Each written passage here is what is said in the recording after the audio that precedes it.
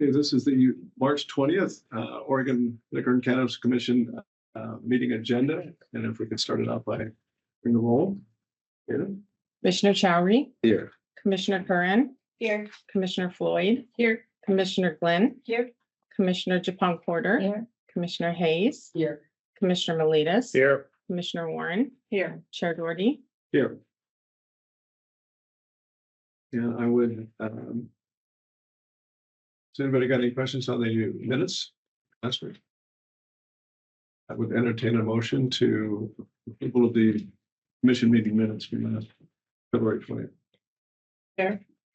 Commissioner, I move to approve the February 20th, 2025 commission meeting minutes as written. second. Second. Moved and second. Any further discussion? You take the roll, please. Commissioner Chowry, Yes. Commissioner Curran, Yes. Commissioner Floyd, Yes. Commissioner Glenn, Yes. Commissioner Japong Porter, Yeah. Commissioner Hayes, Yes. Commissioner Miletus, Yes. Commissioner Warren, Yes. Chair Doherty. Yes. So next we have public comment on the possible extension of the 50-cent surcharge on distilled spirit products for 2025. And starting with Marva Bull. Good morning.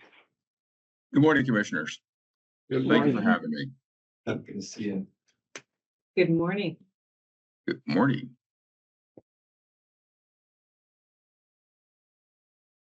Do we still have 3 minutes? Yes, you have 3 minutes. Did we ever discuss Just that? checking. Would you do that? 3 minutes? Yep. All right, thank you. I won't be as hard as you were, Commissioner Revolve. I thought I trained you better. I've got Well, you good clocked morning. minutes. Yeah, we've got a buzzer now. Okay. Good morning. For the record, my name is Marvin Revolve. And from November 2013 to the 1st of October 2023, I was a commissioner on the Oregon Liquor and Cannabis Commission. And my final year, I was the chair. Today, I'd like to ask you to give the industry you regulate for the state of Oregon a $45 million raise by ending the 50-cent surcharge. The surcharge was enacted 3 administrations ago and was supposed to have ended, sunset, if you will, within 3 years. That didn't happen, as we all know, because for some reason, the state believed that they always needed more money, and that money in particular. That isn't true. 2 years ago, we were asked to impose an additional 50-cent surcharge, which would have ended up being $90 million biennium. This was just as the state was entering into a $5 billion surplus. So much for needing the money. Think what these small businesses could do with their share of $45 million. I didn't make these numbers up. They came from our own analysts at the OLCC. Later today, you may hear the same statements we heard 2 years ago, that by keeping liquor expensive, you will help reduce abuse. That isn't true. Those who unfortunately abuse have already moved to less expensive sources and products, such as beer and wine. You may also hear that these funds and fees or taxes will be used to house the homeless. That isn't true either, and that's what we heard 2 years ago. These fees simply go into the general fund, just like the $5 billion did, and still is. You may hear how liquor kills thousands of people across America, and that may be true, but that has nothing to do with a tax or fee on a select group of individuals here in Oregon. You may hear that the governor will be unhappy with you. That's also not true. In fact, at the end of our process 2 years ago, and it didn't happen, I received a really lovely letter from the governor's office at my home, thanking me for our service. You may also hear, as I did, that you're protecting the distillers from the legislature. By keeping this fee or tax, you're protecting them for greater taxes down the road. Yeah, I know. Even I was naive once upon a time. and believed it. Finally, I'm going to ask that you do something very similar to what a movie Spike Lee did 30 years ago. A movie I made my sons watch 3 times. It was called Do the Right Thing, about young people in the neighborhood doing the right thing. So when this is all said and done, I'm going to ask you to be like Spike and do the right thing and end this 50-cent surcharge once and for all. Thank you. Thank you, Thank Mr. you. Roll. Appreciate it. You're right on the money. I trained by the best. Next, we'll hear from Nicole Pelletier. So Is that right? Is she on having a here? hard time finding her. Oh, okay. So I'll continue to look. We can, First, I'd like to just thank the Honorable Revolve. Thank you. Thank you for coming on and providing your testimony. You have a very in-depth and valuable perspective on this, and it is very important for this commission to hear. We've got a lot of new commissioners, and it's very important for us to hear your perspective. So thank you for taking the time and coming on today. You're welcome. Thanks for having me. thank you. Is Francisco here? Okay. We hear from, yeah, and we hear from Mr. Francisco Castillo. Can you guys hear me, commissioners? Yes. All right. Good morning, Mr. Welcome. Chair and commissioners. Thank you. Thank you for having me. My name is Francisco Castillo, and I'm here today on behalf of Diageo North America to express strong opposition to the proposed extension of the 50-cent per bottle surcharge on distilled spirits. As you heard, this surcharge, initially implemented as a temporary measure, has been repeatedly extended for a decade and a half. It's time for the OLCC to reconsider its continued imposition and its broader impact on businesses, consumers, and the Oregon economy. Oregon already has the second highest distilled spirits tax in the nation and leads all control states in the highest markup, 113%. On top of this, businesses and consumers are burdened with an additional $1.40 case fee and the current 50-cent per bottle surcharge. These costs place Oregon at a distinct competitive disadvantage compared to neighboring states, impacting both in-state distilleries and retailers. Distilled spirits are unfairly taxed compared to beer, wine, and cider, accounting for over 95% of all alcohol tax revenues collected by the state. This disproportionate taxation penalizes our industry while providing a subsidy for others. Beyond the policy inequities, the economic impact of this surcharge cannot be ignored. The looming uncertainties of tariffs and broader economic shifts place Oregon's distillers, many of them small, locally owned businesses, in an increasingly vulnerable position. Simply stated, the alcohol beverage industry is currently facing a particularly challenging time, and renewal of the surcharge for another 2 years will be harmful. The OLCC must consider the long-term consequences of this measure and recognize that a temporary surcharge, when extended indefinitely, is no longer temporary. It's an unjustified and harmful tax. So on behalf of Diageo, I urge the Commission to reject the extension of the 50-cent surcharge and instead pursue policies that supports Oregon's distilling industry, encourages fair competition, and promotes economic sustainability. The aftermath of the financial crisis of 2008, which gave rise to the temporary surcharge, has long passed. And while the distilled spirits industry unjustifiably continues to bear heavy burdens. So appreciate your time and thank you for your consideration. Thank you, Mr. Castillo. Appreciate it. We now hear from Mr. Adam Smith. Thank you, commissioners. I could save a lot of time by just saying ditto to the previous 2 presenters' comments, especially Foreman Chair Revolves, but I'll do my due diligence here. I am Adam Smith with the Distilled Spirits Council of the United States, and we urge you to let this temporary 50-cent surcharge on spirits containers expire. Of course, this temporary surcharge, as you have heard, has been in place and renewed repeatedly since 2009. Oregon consumers and small businesses pay the second highest tax on spirits products in the country. Even if the surcharge is not renewed, Oregon will still have the highest tax rate among control states by far, and the second highest tax burden on spirits products in the country.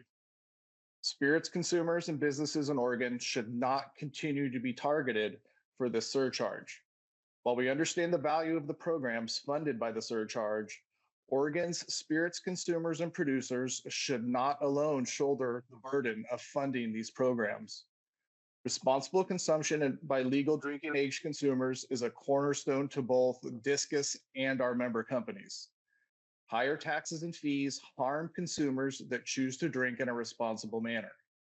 I request that you, the members of the OLCC, consider letting this temporary surcharge expire. Thank you for your time and happy to answer any questions that you may have. Thank you, Mr. Smith. Any questions? Thank you very much. Thank you. Thank you. Is Nicole here? I still don't see it. Okay. Then we hear from Annalise Dolph. Good morning, welcome. Good morning. Good Chairman, morning. Members of the commission. I'm Annalise Dahl. I'm the director of the Alcohol and Drug Policy Commission. And so we are charged with improving the continuum of care for substance use disorder services in the state and work across 14 agencies, including the Oregon Liquor and Cannabis Commission. So I'm here today. Our commission voted on March 10th to support the continuation of the surcharge.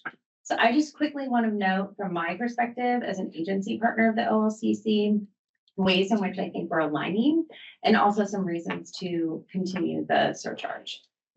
So I think both Director Prince and I are undergoing an effort to make sure that we're really aligned in what the role of the OLCC is in our system. You all serve a very important public health role in terms of the oversight function that the OLCC does. It is not your role to provide treatment, et cetera, in the system, but the OLCC has a very important role when, particularly as it comes to underage use, as well as over service, et cetera, in addition to your revenue role.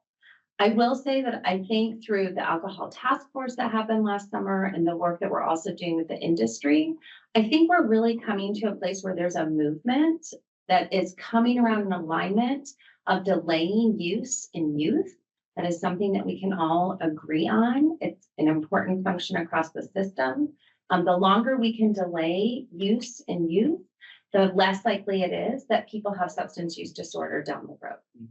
So really appreciate the alignment that we're seeing and want to say an appreciation to Director Prince and his staff. I say all of that because you also have this very important role of raising revenue. And I'm here, good news, bad news, to say we our largest revenue resource in the state to support substance use disorder services across the continuum is federal funds. So the Medicaid program is the largest use of federal funds, but it also includes block grant funds and other grant funds that serve other parts of the system, in particular prevention. And I think we all know that our federal funding is very, very uncertain right now. We're also faced with the fact that our number 2 revenue source, cannabis revenue, which you all also oversee and are very well aware, is also down. So we are coming into the time when you are making this decision when general fund is more important than it really has been for quite some time.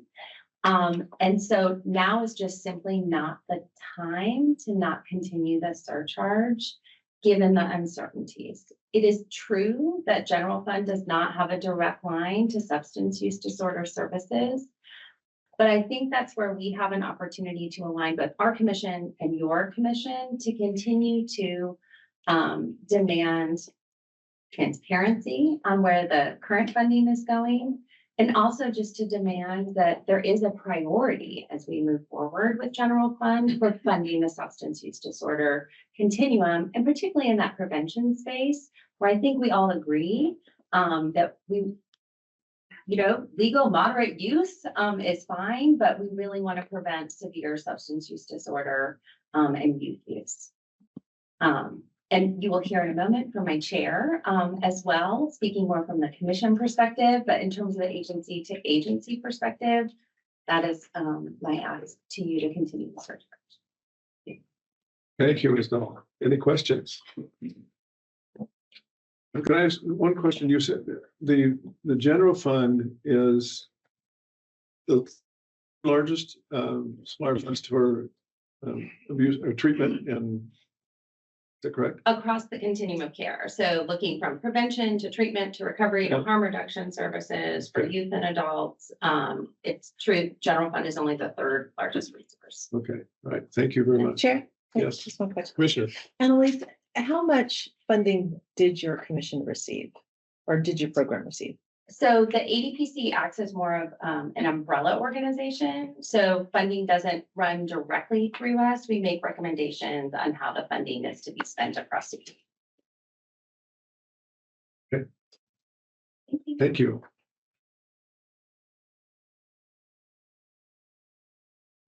Mr. Bo Brinson? Morning. Good morning. Good morning. Thank you for coming in. Absolutely. Good morning, Chair and Commissioners. My name is Bo Brinson, and I'm the Executive Director of Oregon Recovers. We're a statewide nonprofit organization that's mission is to end organ addiction crisis by increasing access to effective care. Oregon Recovers fully supports the steps OLCC has taken to increase public health over the recent years, and hope that my testimony today supports continued effort to do so. Oregon is facing a catastrophic alcohol crisis, one that is devastating families, overwhelming our healthcare system, and costing the state billions.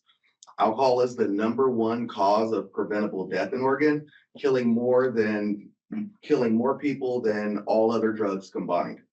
On average, 6 Oregonians die every day from alcohol-related causes, yet our state ranks dead last when it comes to addiction treatment. Alcohol's impact extends far beyond individual health. It fuels crises in nearly every sector across our society. Alcohol-related liver disease and cancer rates are rising, leading to preventable hospitalizations and deaths. Drunk driving remains a leading cause of fatal crashes, killing innocent people on our roads. Alcohol is a key driver of domestic violence, child abuse, sexual assault, and further straining social services. Oregon's already overstretched mental health system is buckling under the weight of alcohol-related depression, anxiety, and suicide. Despite these staggering harms, Oregon does not adequately invest in prevention and treatment compared to other states. The OLCC has the opportunity to utilize its tools and maintain critical funding that supports access to care. The 50-cent surcharge on spirits is a critical step in that direction, generating much needed revenue to offset alcohol's immense social costs. So please continue the surcharge, and thank you so much for your time and dedicated service to our state. Thank you. Thank you, Mr. Brinson. Mr. Benson, I Yes. have a question. Sure. Something that I always struggle with, Mhm. and I've asked this question before. Because you brought this up, that we are in a catastrophic crisis in Oregon. And there is, in the stats, if you Google it, we are one of the top binge drinking. I mean, there's definitely differences of opinions out there, but Oregon is always in the top half, usually, right? As binge drinking, excessive drinking, and so forth. Correct. Yet we are #1, #2, definitely in the top 3 of the highest prices already in alcohol. Right. So it would seem to me that those two things, raising prices or keeping prices high, are not having the effect that we actually want economically. And I've asked for studies that actually say that at this point, keeping those prices even higher is going to have that effect. Do you have that? And can you explain why, even though we are one of the very highest in the whole country, we are still having such a crisis with alcoholism? Yeah, that's a great question. Alcohol is overuse is something that people struggle with. And I believe that a lot of times what happens is people, including you, go out and it's like this social norm. People think that it's cool and fun to drink until what happens is later on in life when they realize that alcohol is actually killing a lot of people. Well, yeah, it is because people are making that choice to continue to overuse. There are people that, I have friends, personal friends that drink and don't have a problem, you know what I mean? But unlike myself, if I drink, you know, what happens is then my inhibitions get lowered and then all this other stuff happens. So, I think that, you know, with continued support with this particular funding, and I know that there's also some other, things coming up in the legislature to, offset, you know, like the taxes that distilled spirits gets, with beer, wine, and cider. So I think that that might make some of the people feel a little better about it being, instead of distilled spirits being taxed like this and beer, wine, and cider is down here, you know what I mean? Like it might, Maybe targeting that would be better. So exactly. I have one last follow-up. Since this tax has been put into place, I live in rural Oregon. Our access to treatment has gone down. Mhm. So I can tell you that we have less services now Mhm. and that we aren't being able to get the help that my clients, for example, I'm in family law and I see a lot of people who drug and alcohol is a lot of reasons that families are falling apart. So I can see that for you. So my concern is that this money that we're raising is not getting to the people, especially rural Oregon. I have a hard time looking at raising this money and then seeing my own constituents say, it's 3 months plus maybe to get into a therapist. Mhm. And then, you know, being able to stay with a therapist, we don't have access to that. Right. And so it's not creating that. And so do you have any proposals on how that would, or do you know how that money is going to be able to get used in that way? Yeah, that's a great question. Thanks for asking that. I know that us as Oregon Recovers, we're a statewide organization. And a lot of times, rural and frontier Oregon are underserved and they've got, you know, higher addiction rates and higher overdose rates and things like that. So I know that that's something me being new to this position as of 5 months. I know that rural Oregon, because I'm from a rural town in California, so rural is near and dear to my heart. So people that know me across the state know that I always am advocating for those over.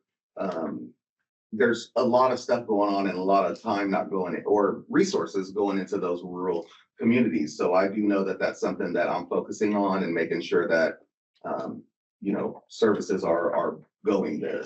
Thank you. Yeah, I hope that Yeah. kind of answered It does, the it does. the Thank question. Thank you. Any other questions? All right, great. Thank you so much. Thank you. Thank you.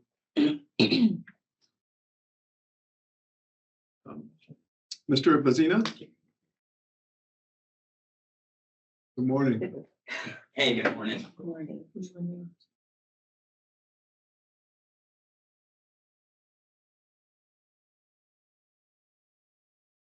My name is Tony Vesna. I'm a person in long-term recovery. I'm coming up on 13 years sober. I run an organization called 40 Recovery. We should focus on supporting adolescents and young adults in overcoming addiction. I have about 150 staff across multiple counties. I have the pleasure of being the chair of the Alcohol and Drug Policy Commission. I have some written remarks, but I think I'm going to just kind of talk off the cuff here, commissioner to commissioners. So I'm chair of the Alcohol and Drug Policy Commission because I feel compelled as an Oregonian, as a person who got into recovery, to do my duty in serving the best interests of Oregonians. I believe that commissions have a powerful role to play in creating public health and public safety as oversight bodies. I believe you guys are volunteers as well. And I just wanted to commend you for your time and energy and dedication to advancing the interests of Oregonians. I believe it behests us as commission to commission to work together to further refine where our responsibilities are and how we can best utilize the tools at our disposal to not only create economic opportunity in Oregon, but also create health opportunities in Oregon. The commission met and we sent you guys a letter and we asked that you continue the surcharge. It provides some critical funding through the general fund, which is not a direct allocation, although several of my commissioners would hope that it could be and wish that you had the power to ensure that that funding from the surcharge went to dedicated services for individuals in rural Oregon and young people and other critical services that we do. Through this partnership between our two commissions, I do believe over the course of the next 4 years, we can find not only alcohol's role in addressing some of the problems it causes, but also looking at other funding opportunities so that alcohol does not feel it is the only one responsible and is demonized for what it does. The truth is, some people drink alcohol and they have a fine life, other people don't. And oftentimes it's our youth who are the most vulnerable. So we hope at the commission that we can continue to partner and that you will read our letter, look at our composition and the experts we have, and continue the surcharge so that we can ensure we have ample revenue to provide specifically matching funds to Medicaid dollars, which does support some of our most vulnerable. And I'm happy to answer any questions and appreciate your time and attention today. Any questions? No questions. Congratulations on your sobriety. Yeah, congratulations on your sobriety. Thank you. And we hear from Mr. Parrott.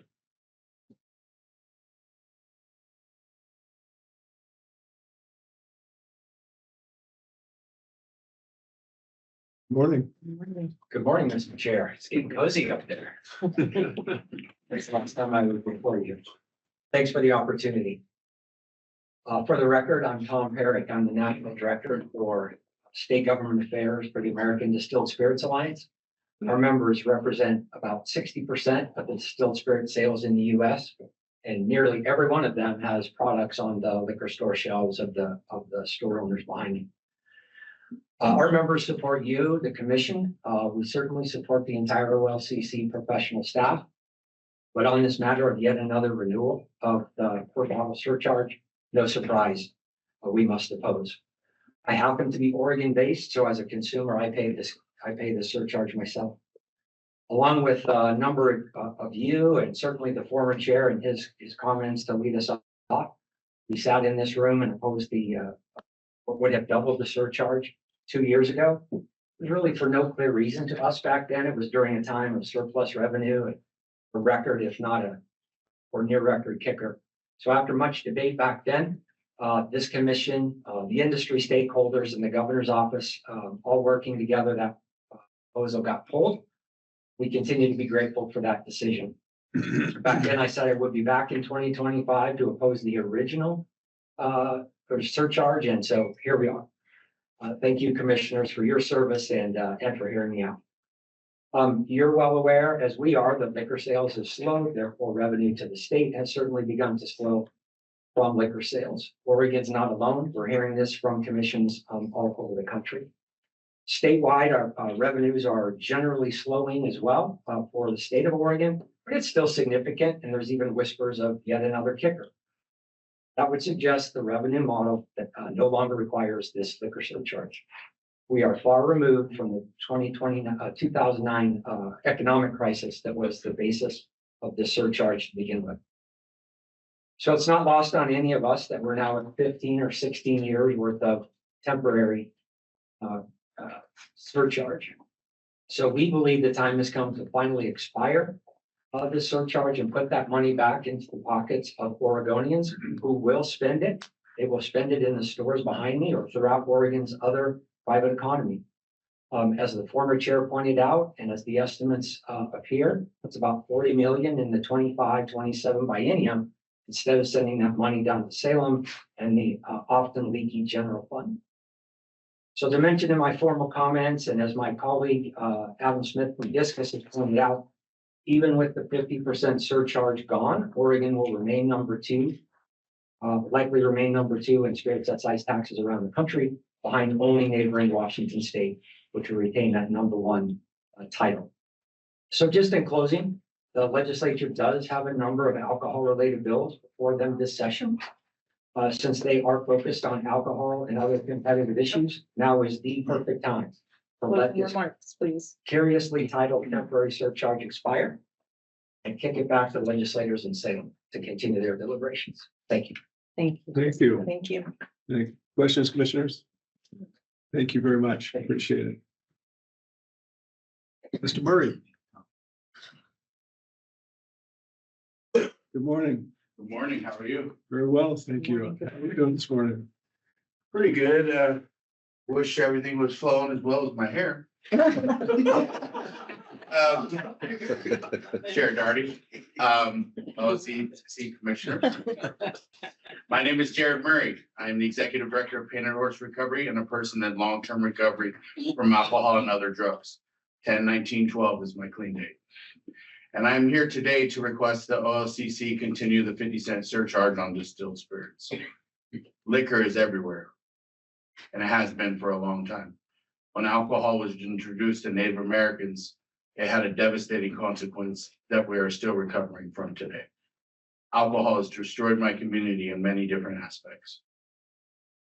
Not just alcohol, but the spirit of alcohol. In Oregon, there are liquor stores and a lot of spaces downtown, and it is extremely accessible to my people. Sadly, in Oregon, treatment options are not as available as liquor. And that is why this surcharge is essential. The surcharge is important for my community because it provides general fund dollars to the state, some of which are used to provide treatment services to help my people. In some ways, the surcharge demonstrates the state's ability to take responsibility for the harms of legal addictive substances. I feel the OLCC must continue the surcharge so funding is not lost in our general budget, especially with the uncertainty of the federal funding landscape. I appreciate all of your time and dedication to serving the community, and I hope my comments today move you to continue helping mine in the fight against addiction. With uncertainty at the federal level, the state needs every dollar. Just thank you. And Painted Horses really helped our community, and the more funding we have to help my community, the better off. Thank you. Thank you. Thank you. Commissioners. Thank you. And congratulations on your recovery Yes. from I a, thought you were gonna say congratulations on my hair. I was gonna say. I'm not giving you any congratulations. No, but thank you. Yeah. Alcohol and drugs had destroyed my life, and to be able to get off the reservation where everything is kind of just given to you and codependency on the government, and be able to stand up in my recovery and stand up for my community to fight back has been one of the biggest things I've ever done, and also to be a present single father. Oh, congratulations. Well, as a fellow recoverer, I don't know if that's a word or not, fellow recoverer. Anyway, congratulations. Thank you. Recovery, maybe that's it. Thank you, Thank Jared. you. Thank you. Thank you. And Ms. Parger, or is it Parker? Good morning. Good morning. How do I pronounce your last name? I'm sorry. Barger. Barger, all right. I got one of them right. Yeah. Good morning, Chair. Good morning, Commissioners. My name is Sarah Barger. I work for 4D Recovery. I am the Public Affairs and Relations Director, and I'm also a person in long-term recovery, coming up on 13 years too, before John. Just want to throw that out there. So 4D requests that the Commission continue the surcharge on spirits.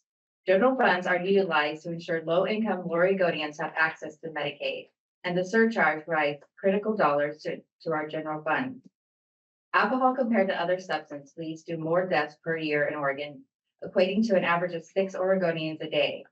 Additionally, alcohol is linked to a variety of negative health, social well-being, and economic effects. These impacts and more call on the OLCC as the controlling instrument in our state to ensure that the legal but at times devastating substance is regulated to safeguard public well-being, while also setting economically practical pricing. This continual will further hamstring our legislator by reducing valuable general fund revenues. 4D affirms that the OLCC reads its alignment with the Alcohol and Drug Policy Commission, which exemplifies strong stewardship of community health, to take this responsibility further. 4D requests that the OLCC recommend to the legislator that the surcharge be earmarked for adolescent prevention and treatment funding. 4D would like to thank you for your service, your time, and your consideration. Thank you. Thank you.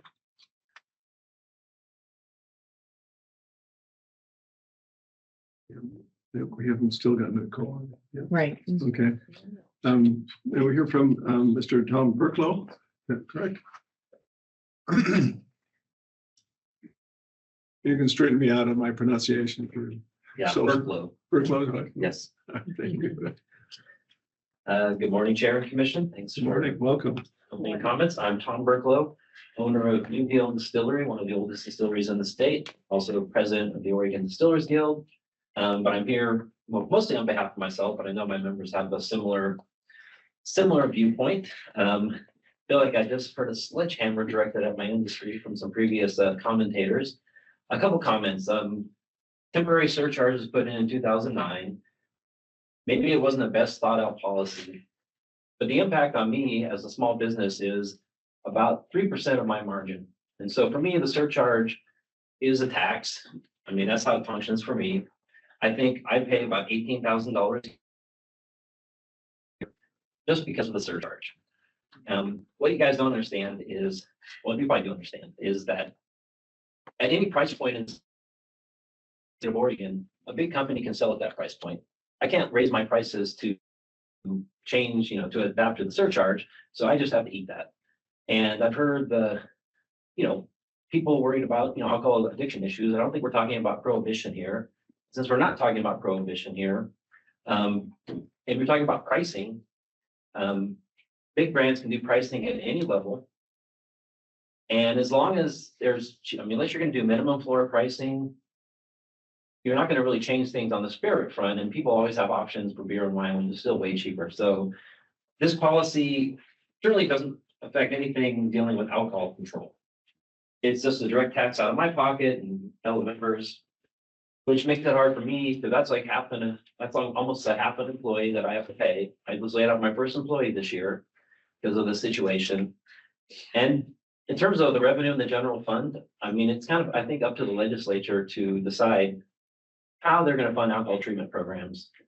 I mean, it's like we have I don't know how many members are on the commission here. It seems strange that you guys should not be responsible for funding alcohol programs. We're just trying to keep small businesses in shape, keep us going.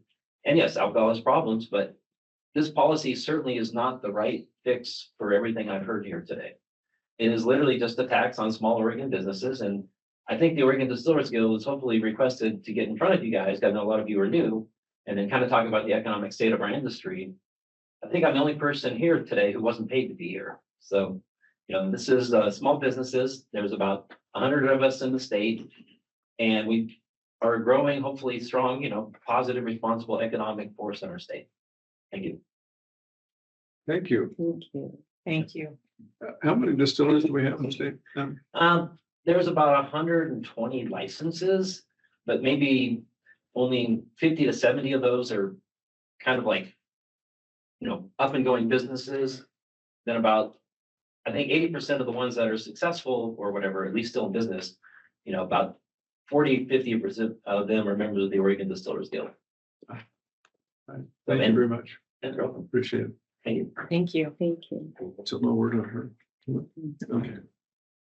So should we move on to? Well, go ahead and I'll look one more time because there's one person. That's it. Go ahead. We're gonna move to the next. Yeah, okay.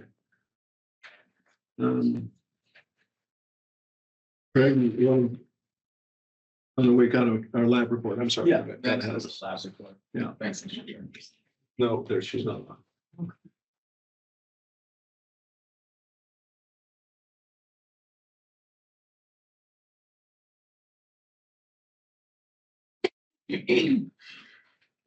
Chair Doherty, members of the commission, for the record, my name is Richard Evans and I'm the Public Safety Director at OLCC. Today you're going to hear about hemp, and there's been a lot of conversations on the commission dating back to the 2018, 2019, 2020, when I started hearing about hemp being one of the biggest challenges or biggest concerns of having a regulated market, protecting the regulated market, and only being the only location where THC would be sold in Oregon.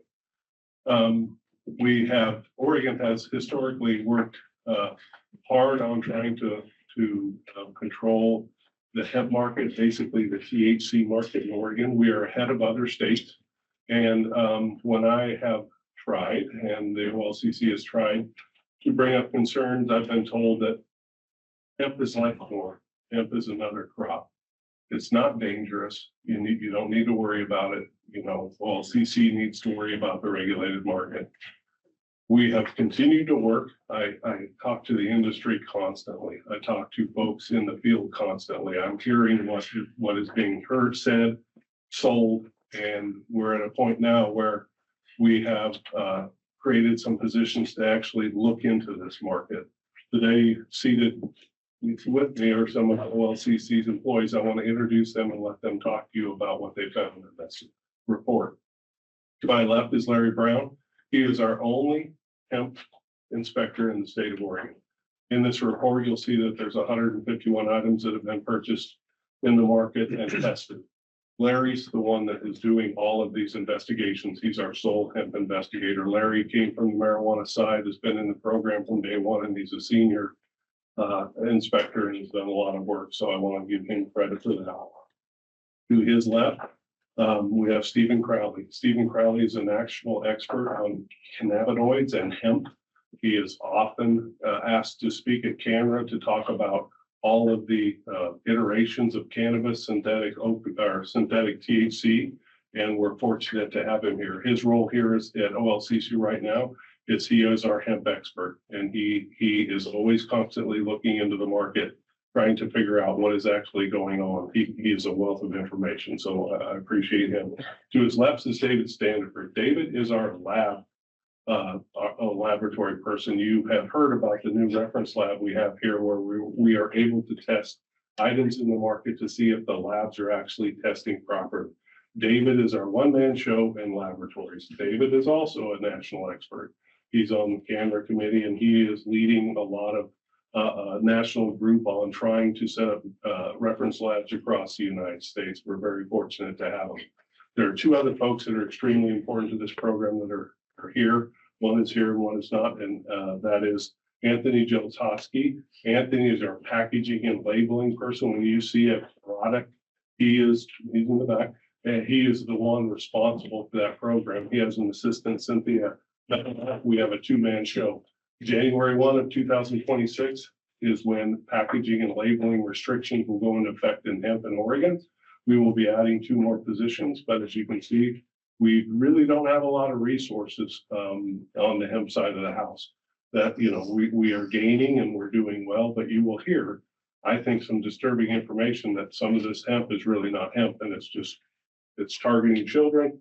It's not tested properly, and it's actually THC, and it's the biggest threat that I fear to the regulated market. I've had licensees come to me, Rich, why in the world would I want to get into your regulated market with all the controls, all the higher taxes, all the regulations, when I can grow hemp, sell it on the internet, and make 10 times more money without anybody even coming to check on me more. So I think you're going to be interested to hear what these gentlemen have to say today, and I appreciate your time in this matter. I'll step back and let them do their work, as they are the best at it. Thank you, guys. Thank you, Rich. Thank you. Thank you very much, Chair Doherty, members of the commission. Thank you for the opportunity to present today. As Rich said, my name is David Stanford, and I'm the Laboratory Compliance Coordinator. And I'm Stephen Crowley. I'm the Hemp and Cannabinoid Compliance Coordinator. There's one other person who is here today, which is Dr. Roger Vogler, who is our lead chemist at the reference lab. And without him, none of this testing would be possible. And so I just wanted to also name him as an exceptional help in drafting this report. So the idea of this started last August, and we had samples arriving at the laboratory by September. Our idea was last November was the 10-year anniversary of marijuana being legalized in Oregon. And so we wanted to do a look back and study what is going on in the current cannabis market. And so by cannabis, I'm referring to both marijuana and hemp. It's the same plant, it's the same thing. It's only a legal distinction between the two. So that's a big takeaway I want to drive. Same thing. And so we wanted to look at the whole thing. While we're the Cannabis Commission, we primarily entirely focus on OLCC licensed marijuana establishments. And so there's kind of a whole other, if you think about it as an iceberg, we've got the marijuana piece up here, but then you have this whole other piece, the hemp piece that exists kind of outside of most of our regulatory authority. And so while there are other state agencies that address that, and Stephen will explain some of that, a lot of that is more difficult to kind of get to. So we created this idea, this Operation Clean Leaf, as a debut mission of our reference lab. As we were bringing machines online and literally unpacking them out of the box, we were having samples lined up to start getting testing as a way to kind of explore 3 different areas of our market. We wanted to look at pesticide contamination, and we'll explain a little bit more of that. We wanted to look at packaging and labeling, specifically comparing hemp edibles, because this is a incredibly popular product field, especially outside of Oregon, where a lot of consumers in many states don't have legal access to marijuana edibles. And so they purchase hemp edibles to kind of get the exact same effect. And those products are being sold to consumers in Oregon as well as kind of like a competing thing. And so we wanted to explore the differences between the marijuana edibles that we regulate and the controls we have on the packaging and labeling of those comparatively to what else is coming into the state. And then finally, we wanted to look at cannabinoid concentration, which is just the fancy term for potency. We wanted to explore, you know, how potent these products were, their intoxicating effects, and how did that line up with what was on the label. This is a issue that is of growing national concern. I helped chair a subcommittee regarding laboratory fraud and concerns about potency results on labels. And so I am talking to regulators every day about this. And so that's kind of where we wanted to explore in 3 different areas with this report. So as Rich said, we collected 151 samples. We were aiming for 150. I wanted a round number. We actually got some extras in the mail and we couldn't help test it. So we had to run some tests on it too. We got 50 marijuana samples from 49 different grows. The idea was to get as diverse array as possible, and then we accidentally doubled up on one. But we tried to get as much geographic diversity as we could within Oregon. Larry went undercover and just bought things off from random retailers to all over the state. We had him driving all over. And then he also went and bought hemp flower. So again, identical plant, but being sold not in our licensed retailers, from both in-state and out-of-state sources. So both online, farmers markets, CBD hemp stores, things like that. So kind of explain some of the stats about that. What did that look like? Here's kind of how diverse we were able to get out. This is all information that was on either on their websites or that we could glean from trying to research where the products we were ordering came from. Frequently, in some cases, it advertised like it was coming from the East Coast, but it would arrive the very next day, having clearly shipped from an in-state source, but the website says it's, you know, over on the East Coast. So it's difficult to 100% have confidence of where some of this stuff is coming from, but that's additional part of the concern. And so before we dive into the results, I wanted to take a second to talk about what is hemp, what is marijuana, and what the difference is between the two. As David mentioned, they're the same plant. Both hemp and marijuana are cannabis, and the difference between the two is purely a legal distinction. In terms of the line between hemp and marijuana, the definition in federal law sets a limit of 0.3% Delta 9 THC as the concentration threshold. Above that, it's marijuana. Below that, it's hemp.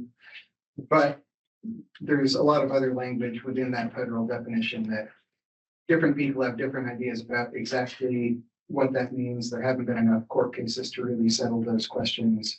And then to further complicate it a little bit, Oregon, like a lot of other states, has our own statutory definition of hemp, and that's a little bit different than the federal definition. So that line between marijuana and hemp can be a little complicated and context dependent. Next slide.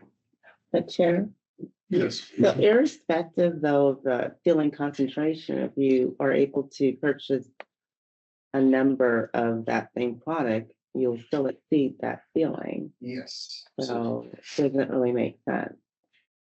Chair Doherty, Commissioner Japon Porter, that's correct. And that's actually the next point that I wanted to make sure to really drive home is that hemp does not mean non-intoxicating. Hemp, no matter how you read that federal definition, there are significant loopholes in there that allow for extremely intoxicating products. So a lot of people, when they think about hemp, they're thinking about hemp grain and fiber products, building materials, textiles, cosmetics, health foods, maybe CBD, which is a cannabinoid but is not intoxicating.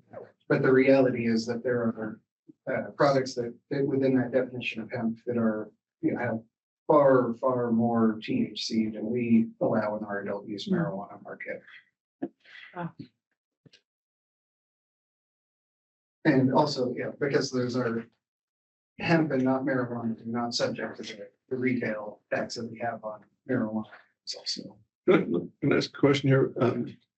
People buying these hemp products, are they all aware that they are psychoactive or? Chair Doherty, it's difficult to say. I mean, many of the products are intentionally marketed to, for their intoxicating effects. I think there is some gray area in how these products are marketed, where it's absolutely possible for a consumer to purchase one of these products and not realize that it has THC in it, or how much THC or some other intoxicating cannabinoid is in there. And you've definitely heard stories about unintentional intoxications from people who purchased a product at a convenience store and we're not expecting the results that they got. Thank you. Yes. And so that's why here in Oregon, we do have regulations to put guardrails around that intoxicating hemp market. In Oregon, the Oregon Department of Agriculture, ODA, is the primary regulator of hemp. They issue all of the hemp licenses. But also back in 2021, the legislature directed OLCC to put some guardrails around the intoxicating side of the market. So our rules address how much THC and other cannabinoids can be in hemp products for sale to consumers. Well, but it seems as though if the ODA does not have the resources to test, the OLCC should have jurisdiction over that, but I don't know how that works. Yeah. Moving on to age verification, I think this is a really important subject to hit. All marijuana retailers are required to check ID. Larry's ID was checked every single time he purchased from a marijuana retailer. I don't think anyone would, while he's youthful at heart, I don't think anyone would mistake him for under 21, but he still had his ID checked every single time. However, that was not the case with hemp retailers. I don't draw any large conclusions about an in-person purchase of hemp where they don't check Larry's ID. Thinking about in the alcohol world, something like that. However, online hemp, we also had a very low, what I would consider adequate ID checking. There were 13% of the websites we bought from, so only 6 of the 45 required a valid form of ID. That's like normally an upload of the photo of his ID. In some cases, I think a picture of you plus a photo of the ID. So trying to get around the idea of someone creating a fictitious form. Now, obviously, that's still pretty easily cheated. We could think about taking, a parent's ID or something like that, using it. ID, this was all delivered to a PO box, so no IDs were checked at the point of delivery, which is something we talked about in the alcohol world. So this is part of that concern of when you think about edibles being especially attractive to minors and children, having that concerning lack of ID checking is a huge concern that we have. And so this is my favorite part of this, where we wanted to do a little show and tell and bring up some of the packages we did buy. Yeah, and so while Larry passes those out, one of the first things that we did once we obtained all the samples was we. No consumption here while we're doing it. Yeah, doesn't make you want to look at the inside of the container. Thank you,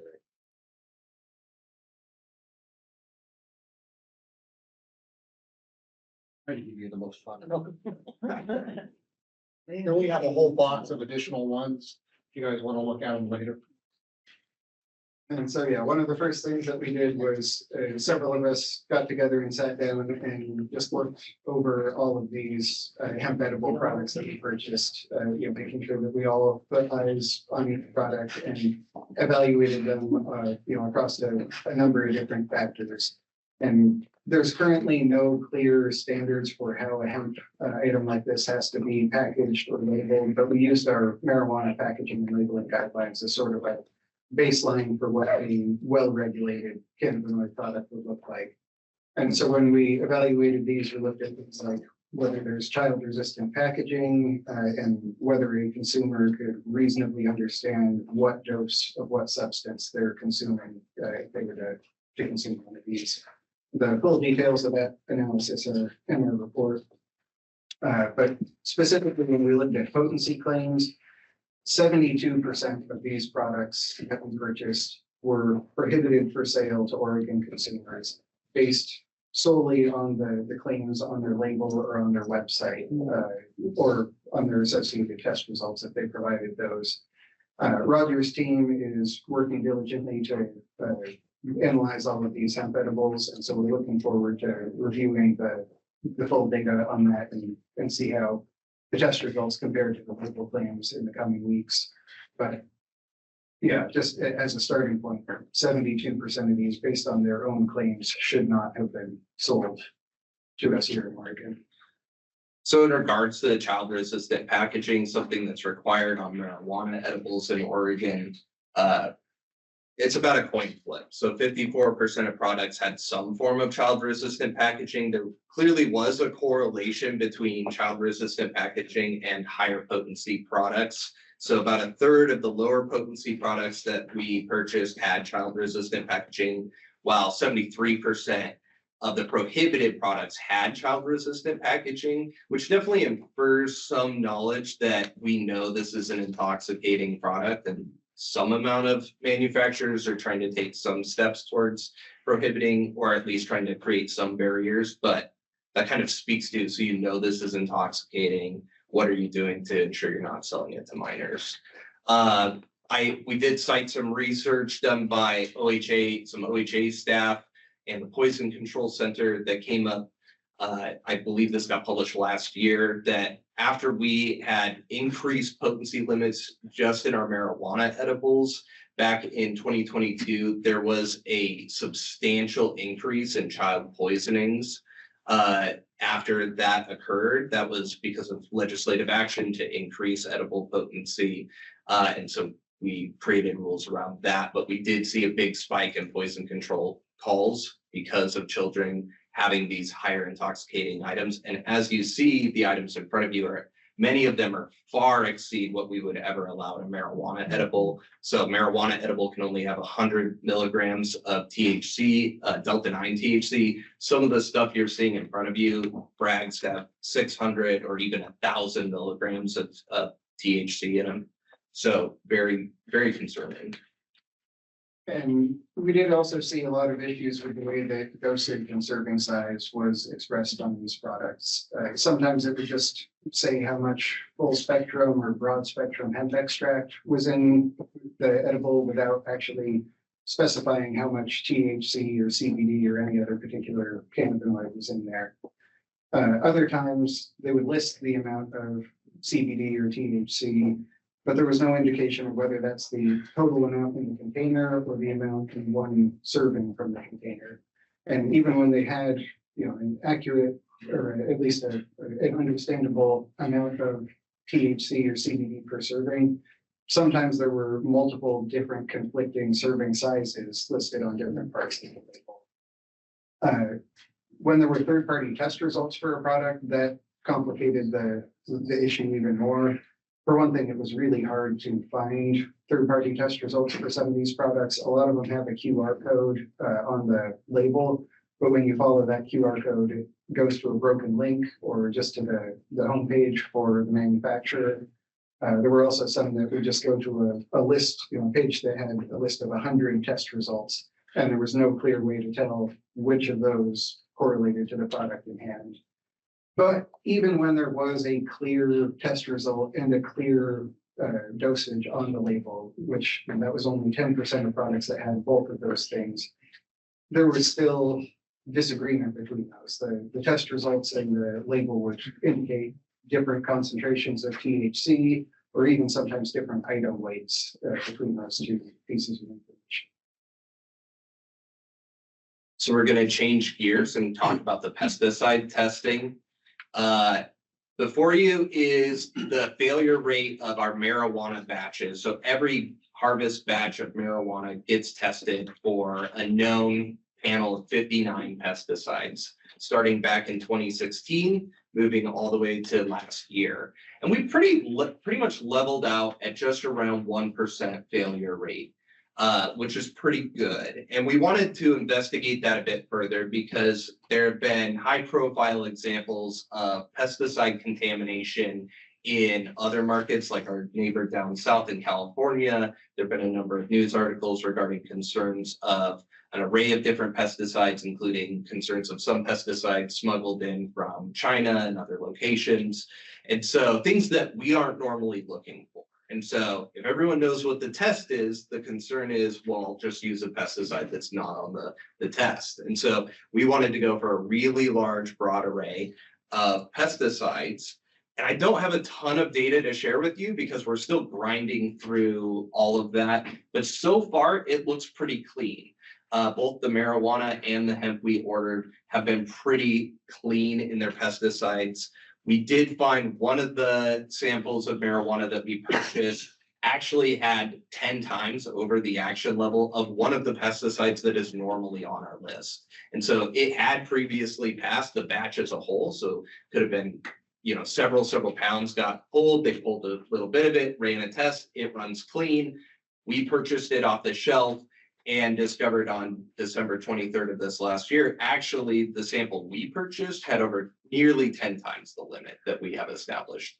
So we were to immediately run a recall.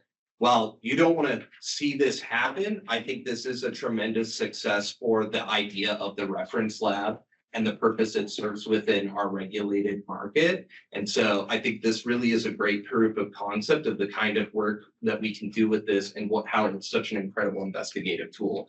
I'll tell you, organizing a recall on December 23rd is not a fun time, but luckily we were able to get it done. So now we're gonna change gears to potency test results. So those are that cannabinoid concentration. And we're first going to talk about the marijuana flower. And so this is a lot of bar chart here for you. So green is the third-party test result. So one of our licensed private labs, that's the result that when they tested it, they gave to the licensee and it puts on the label. The orange is what we found when we tested it with our reference laboratory. The big thing I want to help take away from this is when we tested it, on average, the third-party laboratory results were 13% higher relatively, with a standard deviation of about 19.4. Any of you really like standard deviation facts. In absolute percentage points, the average difference was around 2.4% to 4.1%, which we're going to explain is actually a tremendous financial difference for our licensees. But we're going to get to that. That's a little teaser for you. So turning from the marijuana flower potency results to the hemp flower potency.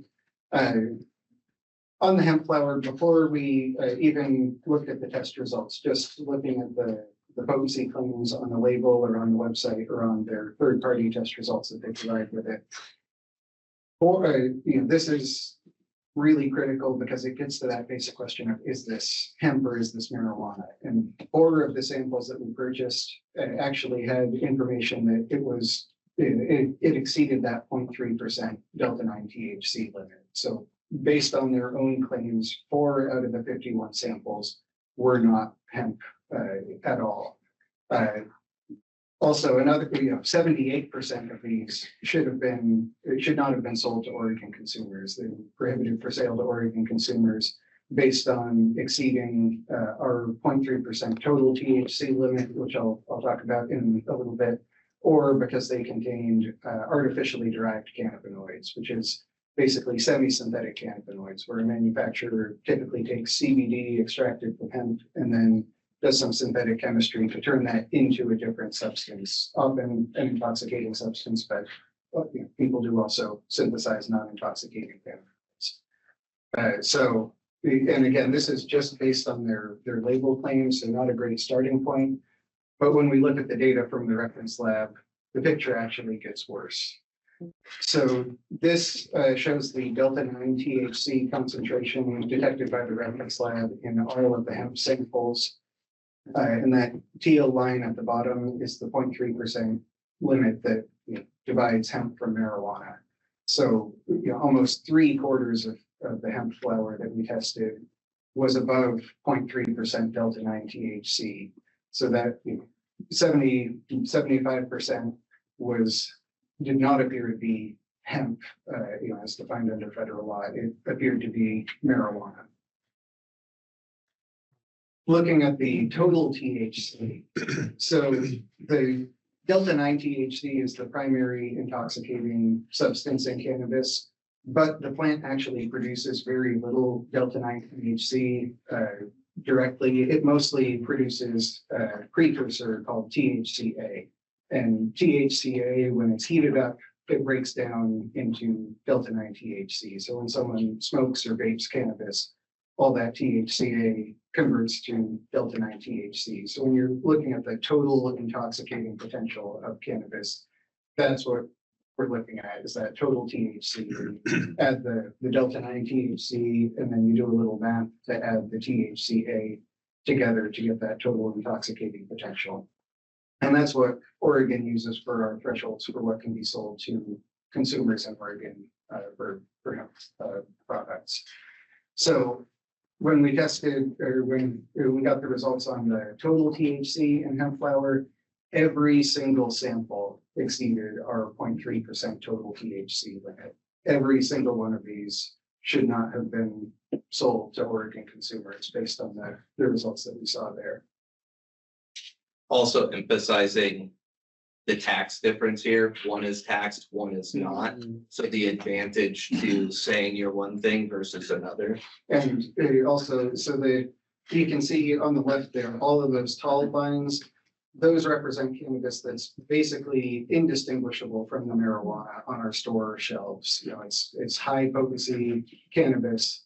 The manufacturers or distributors claim that it has less than 0.3% delta 9 THC. So the industry calls this THCA hemp, but our testing showed that actually all of those samples exceeded that 0.3% delta 9 limit. So none of it was actually hemp. It's all really comparable to adult use marijuana in potency.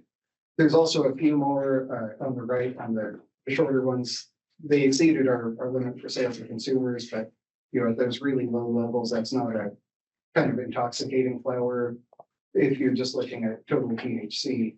But as I mentioned earlier, some of these also appear to be sprayed with synthetic, semi-synthetic cannabinoids. And so there are others that don't show up as intoxicating on this graph, because this is just looking at total THC, but they actually contain other intoxicating substances that have been synthesized from cannabis.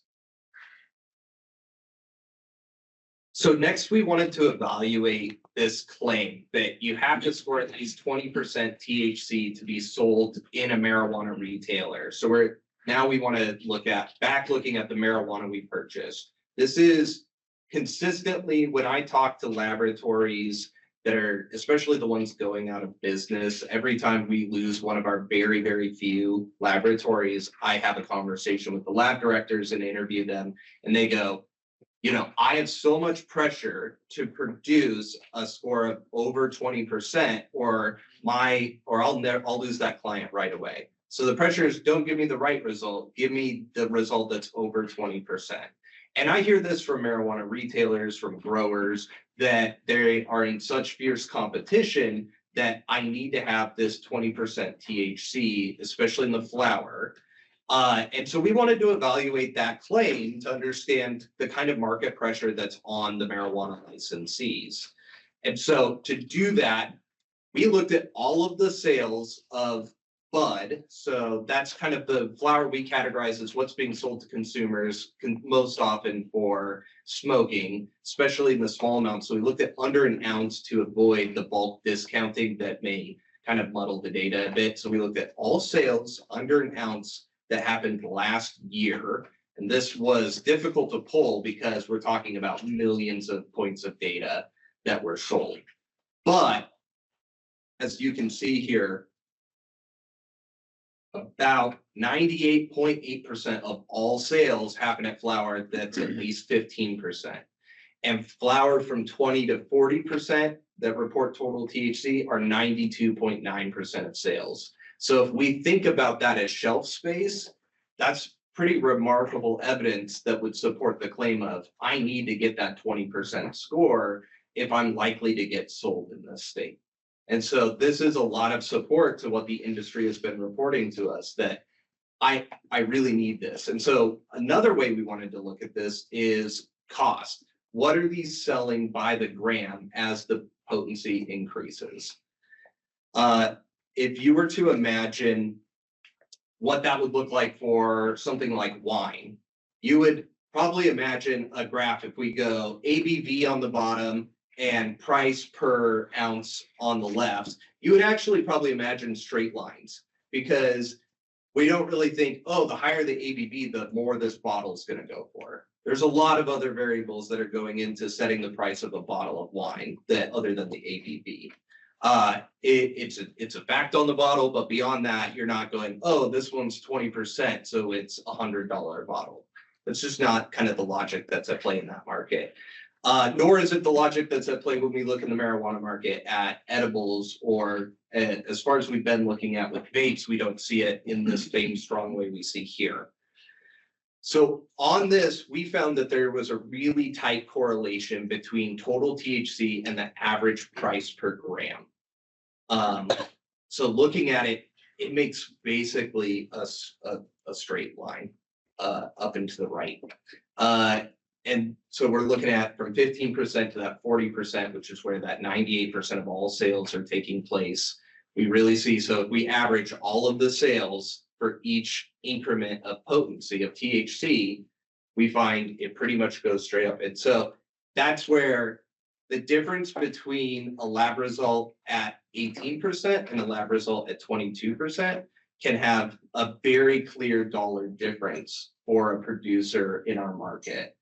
Which is unlike edibles or vapes or thinking about how other markets behave. And I think this is really incredible data. I don't know of any other state that's created and really evaluated it on this level. But I think it's really interesting, and it applies a lot of value to what our licensees have been reporting to us about where that pressure is coming from. So there's that R squared line over the top of that. And so with those pressures in mind, we can turn back to the marijuana potency results from the reference lab and look at where the biggest discrepancies were, meaning the result from the reference lab and the third party result. So this is the graph that we showed earlier, comparing the reference lab results to the third party lab results. And you know, it's hard to see a clear trend. I mean, the third party results tend to be a bit higher, but other than that, it's kind of all over the place. But going back to that claim that you have to have at least 20% THC to get on the shelf, we can divide this into two sections based on the actual potency detected by the reference lab. And in that lower potency side, where the reference lab found that it had under 20% total THC, every single one had a third-party result that was higher and often significantly higher. Where on the higher potency side, we're looking above 20% total THC.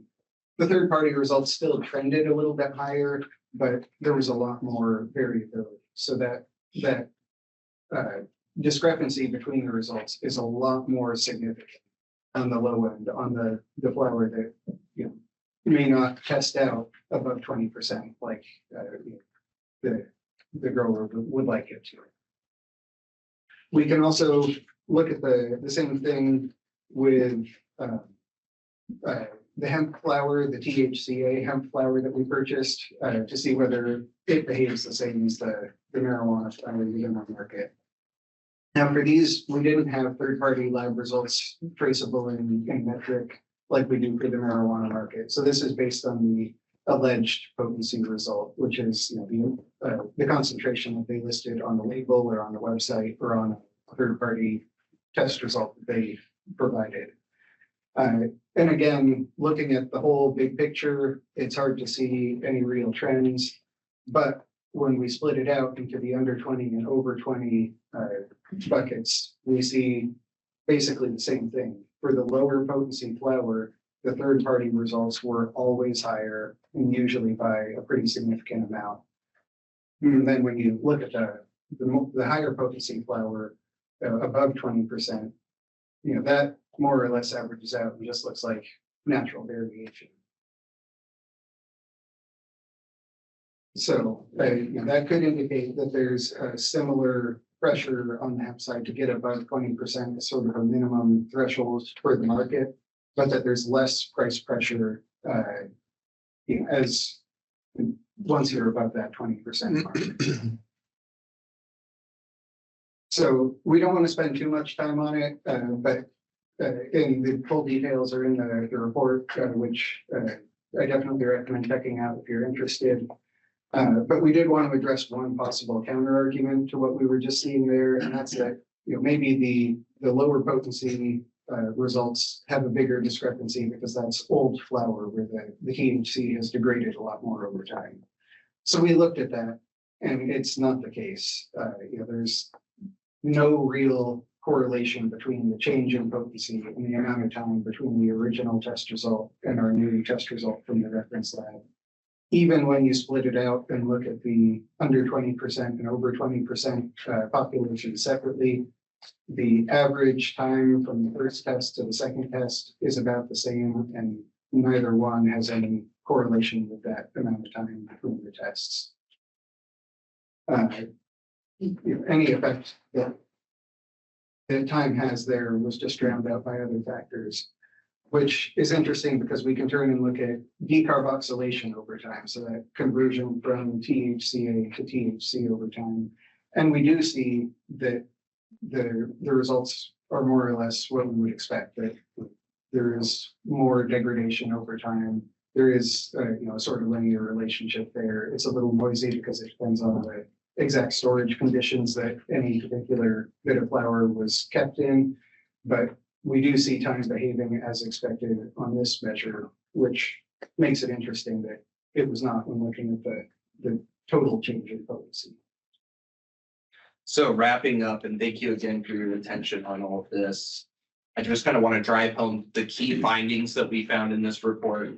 We discovered a batch of marijuana was sold to consumers with nearly 10 times the limit of pesticide. And we were able to immediately recall it, work with the licensee on that.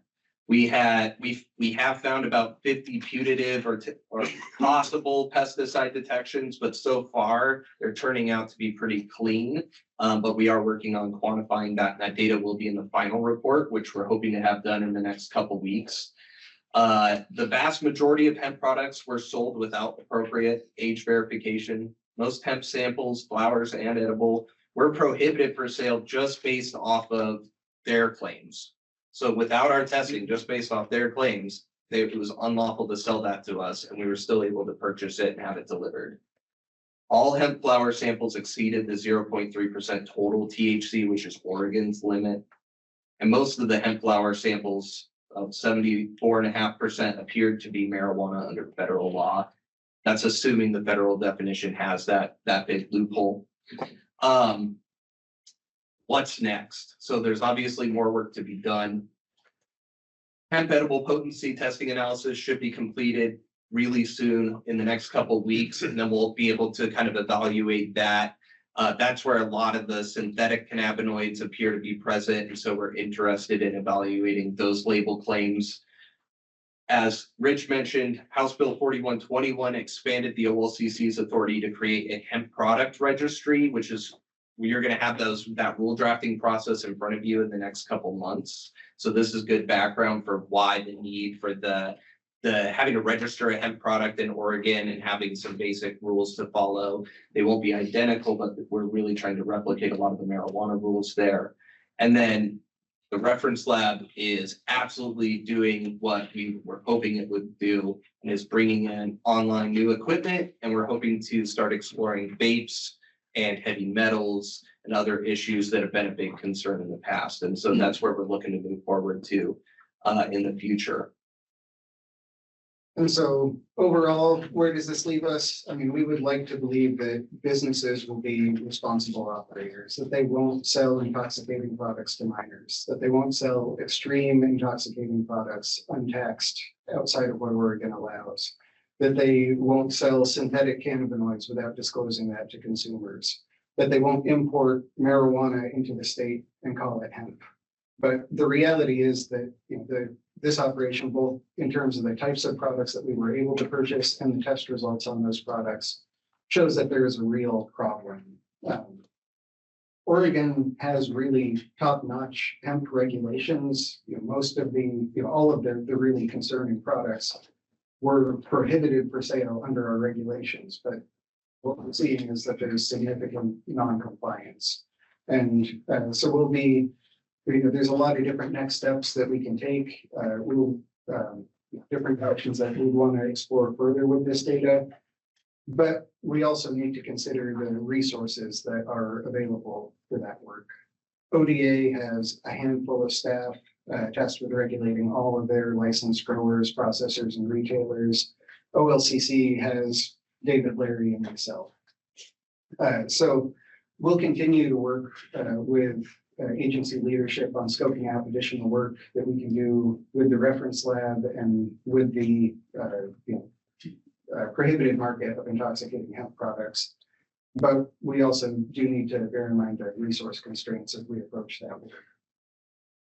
Thank you all so much for your time, Commissioner Doherty, commissioners, and we're happy to answer any questions that you all have. Hey, Chair. Commissioner? So Director Brennan, is that your jurisdiction to hire more help? Chair Doherty, Commissioner John Porter, it's my position to advocate for that, and we did that in 2024. So when Stephen and David and Rich mentioned House Bill 4121, it came with positions. So we will have more positions coming online in 2026. So we got that done in February 2024. And then I'll be looking to hear from staff what to think about strategically moving forward to 2027, 2029. So we've got to start with HB 4121. And so I just thank this panel and you all for keeping attention. It's a lot, right? It's a lot of depth, but this is a really good base to see the problem. And it's a good base to, as you said, to advocate from my seat. We just have to stay overworked until 2022. How many hemp producers do you think there are in the state? Just Chair Doherty, Commissioner Flynn, I don't remember the exact number off the top of my head. It has dropped off precipitously since 2019. The hemp program, after hemp was legalized federally in 2014, it kind of grew steadily after the 2018 Farm Bill fully legalized hemp at the federal level. There was a explosion, a huge number, thousands of licensed growers, and not enough market to purchase all of the hemp that they were growing. So there's been a year-over-year decrease since that peak in 2019. And I think we're now down to somewhere in the neighborhood of 160, 170 hemp growers licensed by the Department of Agriculture. And can they sell across state lines? Unlike Yes. Maryland? Okay. Thank you. Sure. A couple of questions. What's the size, if you know, of the hemp market in the United States? It's in the billions. We do address that in the report, and I cite one analytical research firm. I want to say like 3 or 4 billion was one estimate just on Delta 8 THC products, which is one of the synthetic cannabinoids you can create from CBD that bind to the same receptors in your head as Delta 9. But as we know with laws, if you don't write the law naming the exact compound and you miss another compound, well, hey, now I can sell this thing. And so that's what's at play there. And so I think it's difficult to know the full scope, but I think it greatly dwarfs the marijuana market. That's what I understood, that it was significantly larger than marijuana and unregulated. What are the other states doing? Are we stronger or tougher on it than other states? And how's that? Yes, Chair Doherty, we are kind of at the leading edge of thoughtful hemp regulation to really put guardrails around the intoxicating hemp products. I co-chaired the Cannabinoid Hemp Committee for Canada, and so I'm in regular contact with other states as they're approaching these problems. And a lot of times they're asking for insight into where we've been because they're trying to get to where we are. There are a handful of states that have set different limits around these intoxicating products. There are some states that have more or less created a regulatory structure that allows these intoxicating products, especially in some of the southern, southeastern states that don't have legal adult use cannabis programs. Some of them have decided to embrace the synthetic hemp intoxicants. So there's a legal pathway for Delta 8 THC synthesized from hemp, but there's no legal pathway for just growing cannabis for THC. Oh. Any other questions? I want to thank you. This is an incredible report, and I know this took a tremendous amount of effort, and it's I find it very valuable. So thank you all for the hard work you put into this. It's again, so appreciated, and I'll be looking this over. Yeah, Great thank you. information. Chair Doherty. Commissioner Young Porter served me up a softball, so I want to respond to that. Yes, you did. The policy, we put forward policy option packages and we get those in front of the legislature. So policy option package 105 is what I mentioned that will bring more resources to this issue. It will also establish a hemp registration. And so that package is 7 positions to support this hemp work and $1.7 million in total to pay those new staff, get them vehicles. So Larry's got a car to drive around as he's purchasing this. And so I just wanted to make sure the commission knew we do have that good start for this biennium. Thank you. All right. Thank you all very much. Much appreciated. Okay.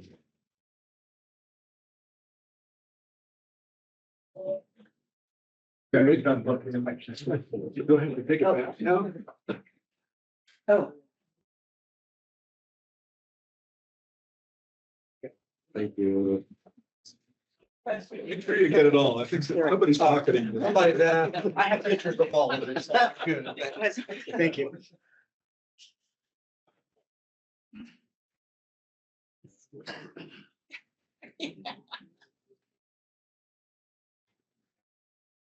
Okay.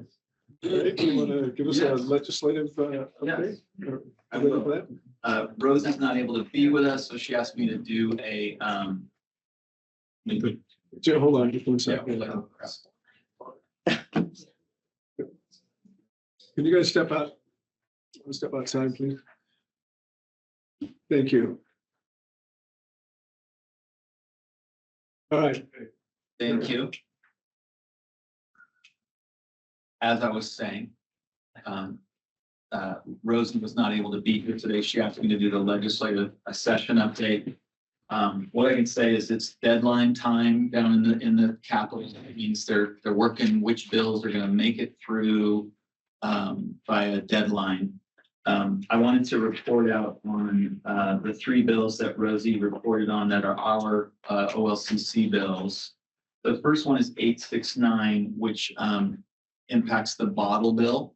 And it's all about that our piece was giving time limitations of when small stores take bottles.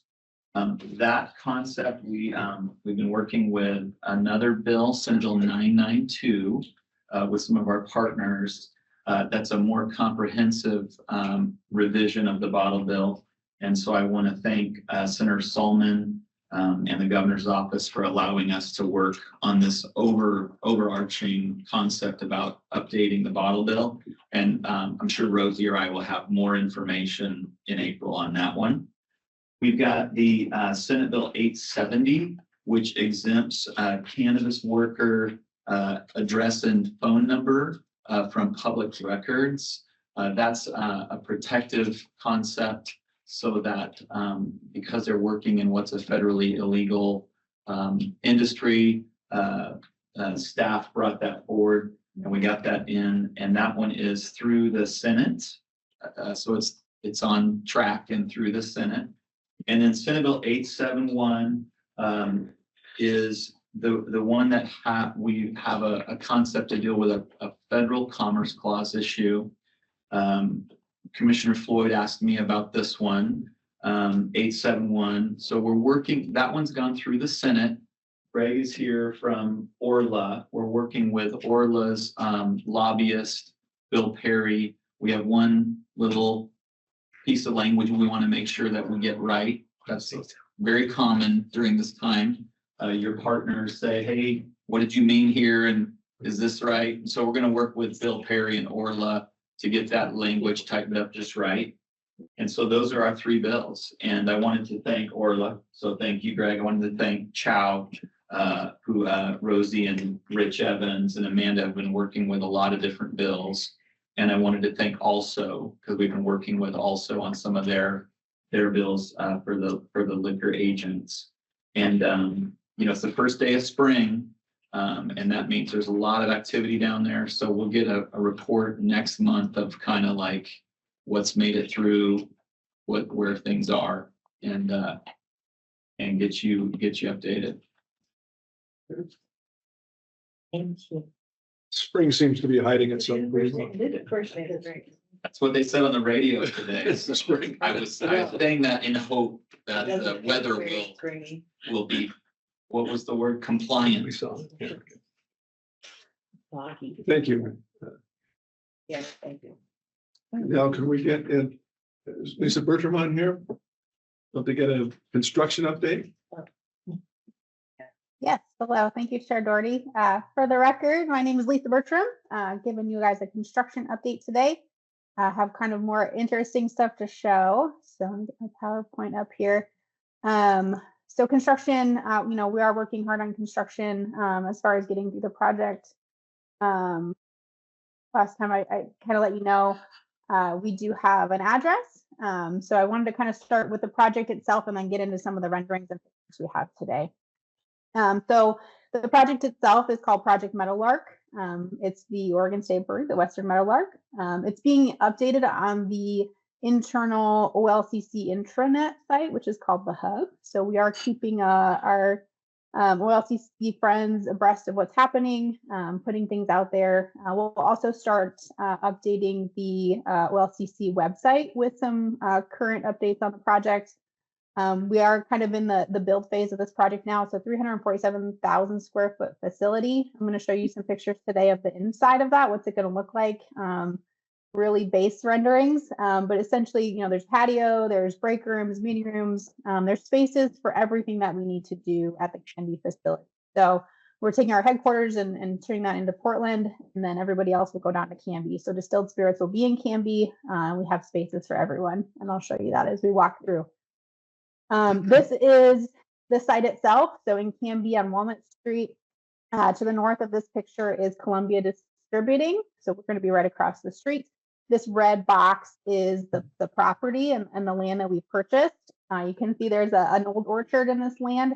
There's also a cutout in the middle on the top, which is the Zoar Lutheran Cemetery. We do not own the cemetery. That's still owned by the Zoar Lutheran Church in the city of Canby. And what we're going to do is put a 25-foot easement around that cemetery, so we're not interacting with the cemetery at all. But we will be good neighbors. We're putting up a big fence kind of around it. And so you'll see as we go through the plan where that integrates. But we just to reiterate, we do not own the cemetery, but we are going to be good partners with that. This is what the actual site is going to look like, kind of if you take that and put it on top of that last plan. So up to the north, again, here's that cemetery that has the easement around it. This big blue box is the actual building itself. So this will house the distribution center, all the offices, all that good stuff. This up in the upper right is the public parking. So there's a couple different ways to get in this facility. We'll have 3 entryways. This will be the public parking. There's also 2 kind of internal parking. So we have a little parking space for facility maintenance. And then in the back, we have parking for people coming to do will calls, suppliers, LCC staff that may be working back there. And then we also have a truck lot parking. So if we do have trucks that are waiting to unload or load up, they can have parking in the back to stay off the street. This little area of the upper right here next to the box is going to be that enclosed patio. So just kind of a nice place for people working at the facility to go outside if it's nice on this beautiful day. There are going to be 2 entry points to the actual truck yard in the back. So there's one point to the left here. That's going to be a guard shack. So there will be a person there. And then most of the truck traffic will come in that direction. That'll be for essentially any truck traffic that needs to get to the back of the site. And then the one on the right-hand side is just another gate that we can use for traffic to get to the back. Can be used for roll call, incoming, inbound loads, things like that. This area to the left of the building is an open field right now. The purpose of this building is to last a very long time. And so we're going to make it modular, sort of, in the fact that we can, we build the building itself, we're going to have punch outs on this side of the building. So in the future, 30, 40, 50 years down the line, if we need to make this building bigger, we have this space of land that we can do that. And then the interior of the building will have punch outs so that we can make this space connected to the building in the future state, right? Not day one, but we do have the capability to make this building bigger. The left-hand green section, that's also part of our property. We're not doing anything with that right now. We're going to use that. Right now, we're putting fill dirt over there. That can be used in the future. It can be leased out. There's lots of different options. So we do have a chunk of space on our property that we will not be using day one. This is a rendering from LRS, our architect, on what the building could potentially look like. This is a great little picture of the building. In this picture, that cemetery is going to be far to the right, kind of in that big green space. You can really see that the most of the activity in the building is going to be in that public front parking lot, or it's going to be around the back. So, and this road here in the front again is for the interior of the building. These are some high-level designs that we have so far. We're still working on these, so these are drafts really at this point, but wanted to give you an idea of all the different spaces that we have. This is going to be the front office space. We have an HR area, so we will have HR on staff for our employees, meaning the one in the warehouse or anyone in the office that needs HR. We'll also have a small IT area. We will have a lot of different IT needs at this building. We'll have our material handling system, which has a conveyor system that has a lot of IT needs. So we will have some IT on site. Next to that is some offices for administrative staff. This point in the middle, this is the entryway to the building. We're working on having a essentially an employee-free entryway. So it'd be contactless. You can come in and interact with an intercom system or call system. So people coming into the building don't need someone there to unlock the door for them. They'll have an intercom system to call somebody to come get them. Expectations of people in the building. So we'll have a method for that. And then the right-hand side of this drawing is really where, you know, most of the warehouse staff is going to be populating. We have this big training room and seating room. So this is the break room. It's also a training room. There's a expandable wall that goes in between these, so we can actually open this up to be one giant room. Right now, you know, it's really 2 rooms separate, but we can make them bigger if we want to do large meetings or trainings for all of the warehouse staff. We have the facility to do that. To the left of that is a conference room that can be used by any staff in the building. And then this down here, like lockers, lunchroom, all of that good stuff for people. To the right of this, then you can see that outside patio. We'll have access to LCC employees that are in this space that can just go right out to the patio. It is enclosed, so it's a secure area. This again is kind of what that looks like from the front. So front entrance, just another rendering from LRS. You can see this is what it looks like from a front, and then you can see that patio area a little up on the left. As I get more renderings from them as we make decisions, I'll keep updating for y'all. Another one, this is the doc office. It's going to be on the back side of the building. So that admin office is going to be on the front side. Doc office will be on the back where that incoming and outbound traffic is. The doc office has some key features too. Label room. This is where all of our printing is going to happen. It's an enclosed room, so it's going to stay out of the dust and dirt of the warehouse. We have some internal offices for staff. Both this area and the admin area also have an open space in the middle for drop-in staff, remote staff that are coming to the office for the day, people that are just coming in to work to have those capabilities. Part of the stock office is a freight lounge. So this is an area where if you're a carrier, a driver, you need to do an inbound load or even an outbound load, right? Mostly inbound load. You'd come to this trucker area, entry into this space, and then this space is actually secured close to the warehouse. Can't leave this space without a card or without some access from an OLC staff member. So it's a secure area for truckers to wait for unload typically. They're also able to give their paperwork through like a pass-through window to give it to the OLCC receiving staff to receive trucks. And then the driver can just literally hang out in this area until their truck is done and go on their merry way. So it's a secure area to keep the truck drivers or carriers out of the warehouse, but also gives us the ability to interact with them in a secure way. That's kind of the basis of the construction right now. We are, like I said, we are moving forward with a lot of different design features at this time. As those come online, I'll keep you abreast of those. One of the big things that we're working on now is this material handling system. So really there's a flow to this that is dependent on some things with the building. So right now we're just determining the final layout. So the space and volume, how much volume do we need to get through the system? How much space does that take up? You know, where does the conveyor go? Those kinds of things. Once we know that, we can finalize our outbound doors. So those are going to be the doors that actually feed the liquor down the conveyor to the doors to be loaded on by the carriers to go outbound stores. Once we know that, right, that's part of the design as well. Then we'll review the budget based on those build estimates. So we'll say, you know, this is what we want. This is the build estimate. This is what we can do. And then that will then lead us into decisions about conveyor types and, you know, more very detailed options. Once we have all that figured out, we then need to move forward with the design and the building specifics. So LRS, our architect, is going to work with our material handling vendor to ensure that that conveyor system fits in a specific space and works with the entire build. We're kind of in that phase right now where we kind of know where it's going to go. We kind of know what it's going to do.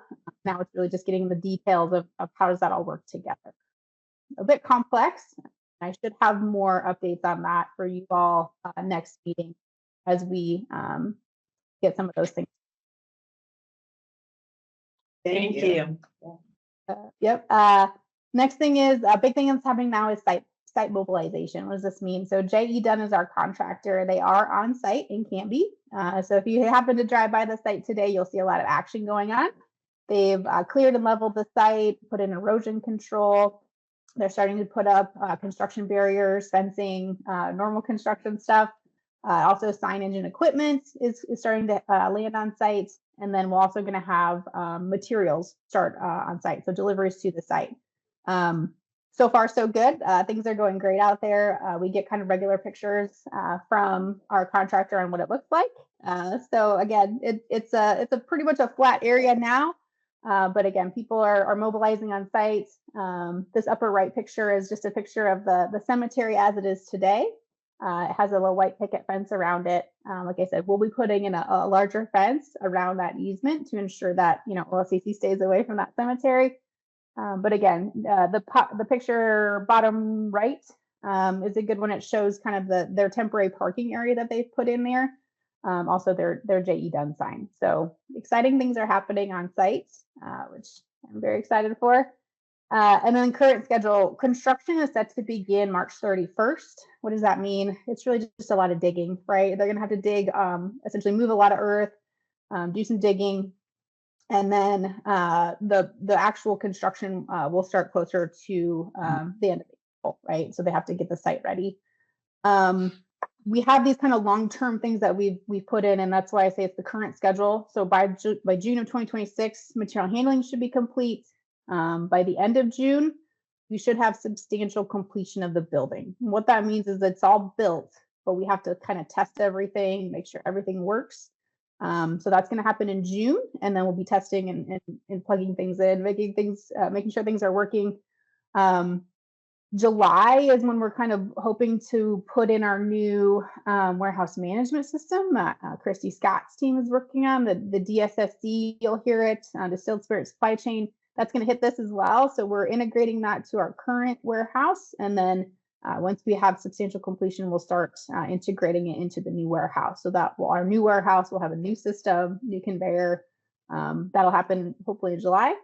And then August, that's our full completion. So fully operational, starting to go on board. You know, there's a lot that has to go into that as well. But as for right now, we are still on schedule, which I think is important to know. And we are still moving forward. With that, I just wanted to put this back up again because I think it's a great picture of the new warehouse. I'm proud of all the work that people have done. This takes a lot of work with a lot of different folks. So, you know, Administrative Services Division has been great. Procurement's been great. Just takes a lot of people to get this going. And so I just want to thank the OLC staff that have helped. And I'll take any questions. Commissioners. Kristen? Yes. I just wanted to thank one person who is overseeing and leading this and coordinating that. That's Tara Waziak. She set up a structure, build, move, modernize, keep it rolling. Without Tara and that structure, we would be a soup. And Tara, thank you for that. And I also want to thank our partner, our neighbor, Columbia, where that semi truck is called Walnut Street. So I want to thank Stephen Gibbs because, you know, have you ever had a construction site by your house? It's disruptive. And so I want to thank Stephen too, because we're kind of in the muddy phase right now. And so I want to thank Columbia and Stephen as well as Tara. Yeah, thank you, Tara. Very good. Excellent, President. I want to have one of these pictures maybe put up someplace. Yeah, We can see it. When we... Yeah. I like the sunny picture. I went by Tuesday and it's muddy, not sunny. So exactly. We'll keep going. All right. Lisa, thank you very much. That was excellent. Appreciate it. Thank you. Now we have retail services matters. Brian. How are you? Nice seeing you. Nice to see you. Morning, Chair Doherty, Commissioners, Executive Friends. For the record, I'm Brian Aker, District Manager, Interim Retail Services Director. And today we have 4 store appointments for your consideration. And the first 2 are going to be virtual, temporary to permanent. And then the other 2 will be 4 candidates and 2 candidates. So with that, we would bring up store appointment for 1168 Prospect, Megan Summers.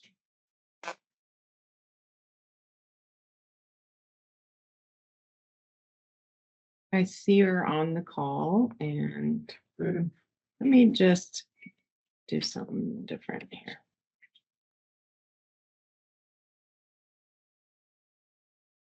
Megan, can you turn on your mic and share your camera?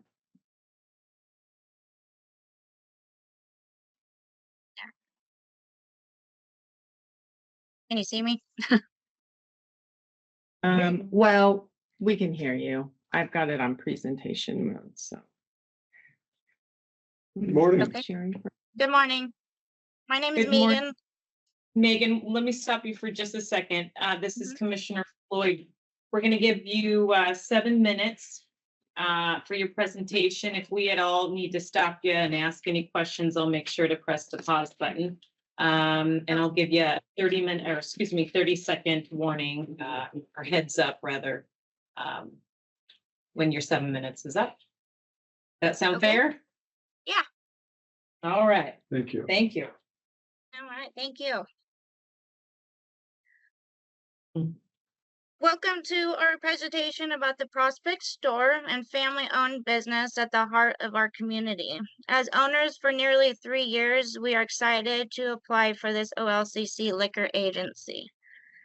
In this presentation, we will highlight our deep community roots, the store strategic location near Crater Lake National Park, our current operations, and our plans for improvement that we will enhance our service to both local and tourists alike.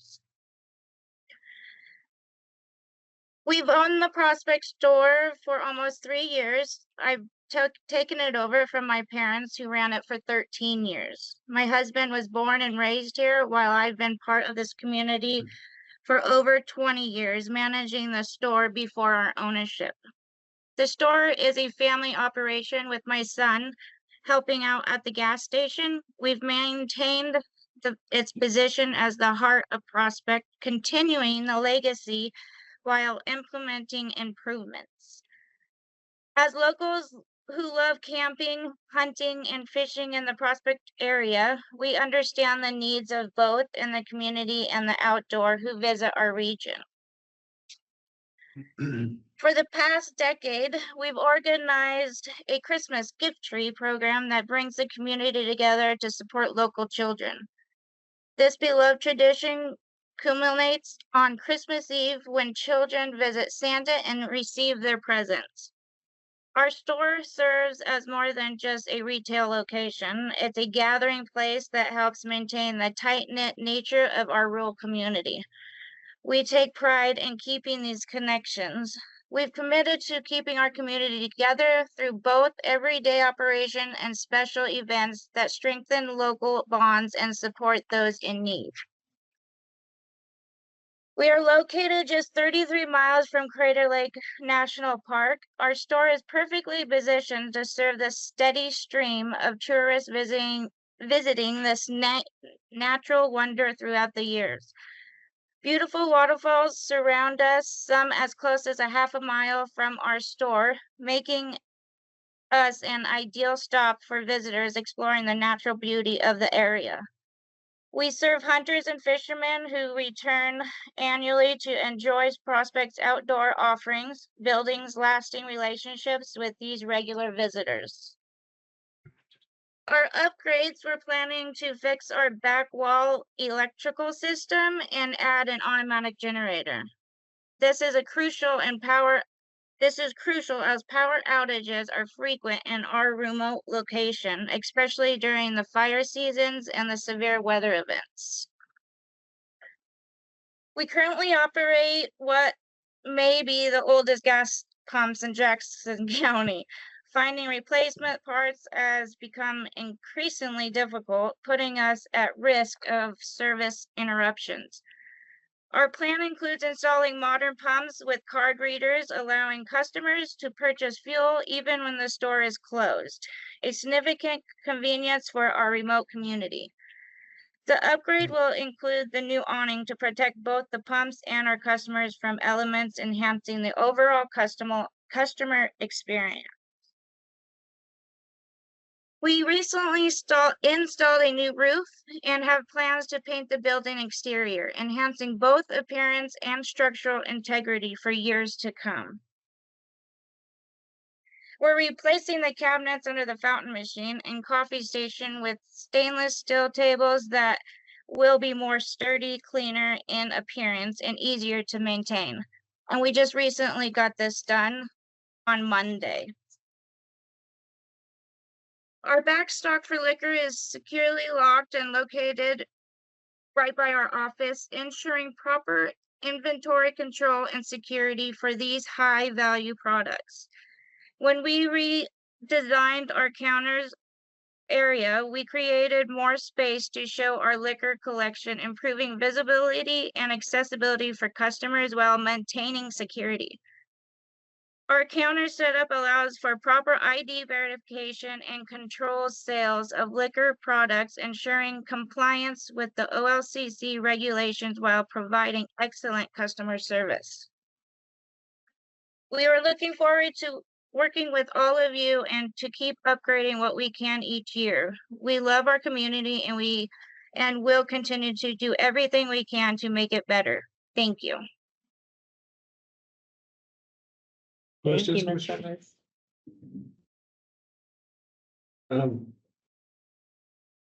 So tell me, you have a convenience store there?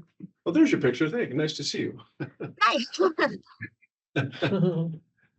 So you have a convenience store there, Yes. but it's not for sale. That's not. No. Part of it. Is that operated by somebody else or? No, we own it. We don't own the building, but we own everything in it. My dad still owns the building. Okay, okay. So you operate the liquor store and the convenience store as well? Yes. Oh, I Mhm. got you. So thank you.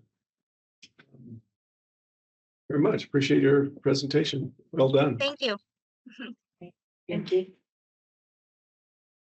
Did you want to take a motion on this one or? Well, we can do it at the end. Let's wrap them all up. So number 2 is 1211 Charleston, and Brandon Farmer is the temporary agent. And he's been operating the store since July of 2024. Mr. Farmer, are you with us?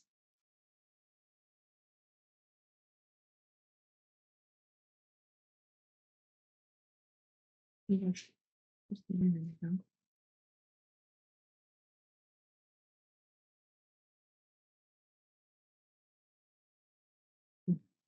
you see him, Laura? I did, and I made him a presenter, but now I don't, so. Okay, I do see him. Okay, there he is. I can see him on my laptop.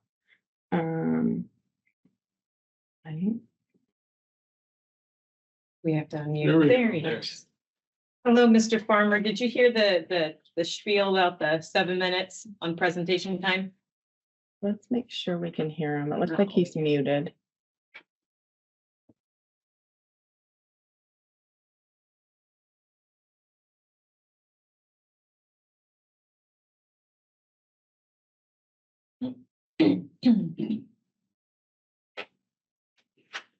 Might be the connection. Sometimes if you turn your camera off, you might have a better connection, and just see if you can unmute that way and turn your camera off.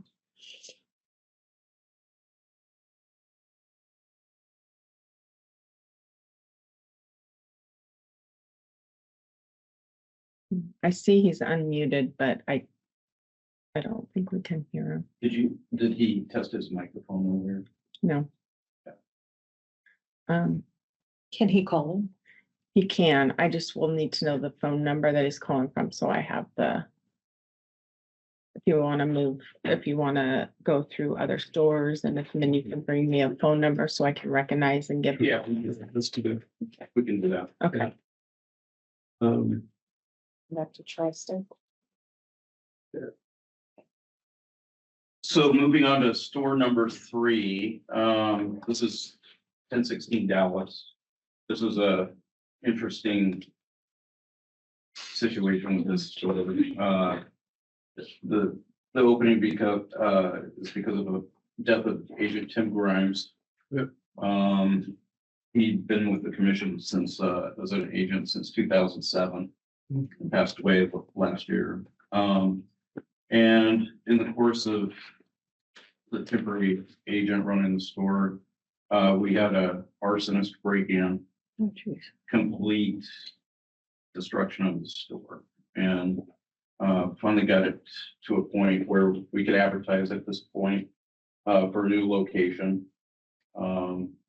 And there's some good possibilities for that store for the community. And with that, we'll bring up our first candidate, Amrit Singh. Okay. Thank you. Brian, so the store is closed right now? Yeah. All right. It's been closed since August. And we had a temporary Correct. operator in there? Correct. Okay, and that's one of the applicants. No, they did not apply. Okay, thank you. Oh, That's. good to know. Okay. Thank you. Amrit, you are not the temporary agent. No. Currently. Okay, okay, thank you. Great. David Moore on the list is the stepson of the temporary agent, Okay, or is the son of the temporary agent, stepson of Tim. okay. Now I'm more confused. Now I'm not. All right, welcome, thank you. Good morning. Good morning. My name is Amrit Singh. I am the Director of Operations for Center Market. We currently own and manage 22 locations across the state of Oregon, all with off-premise liquor licenses with the OLCC. I manage day-to-day business for all locations with retail management experience, cash experience, inventory audits, implementing strategies for business growth, and then implementing marketing business growth strategies. We have been proud members of the Dallas community since 2001, proudly serving that community with 3 stores, with a lot of community involvement with hosting Thanksgiving fundraisers, participating in community programs, local events, school programs, school activities, athletics.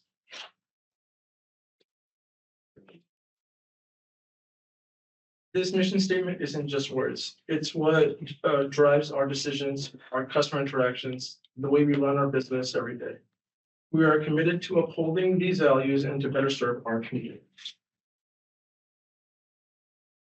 So here is an aerial view of the proposed location. It is a wonderful corner lot.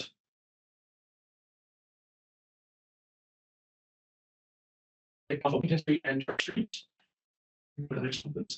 Here is the street view of the location.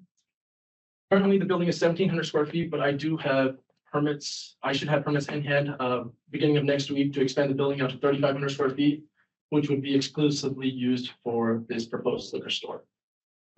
With that, for upgrades, we would include removing the canopy from the front of the building, building a storefront on the Washington Street side, as well as on the other side to make sure we have high visibility for our customers.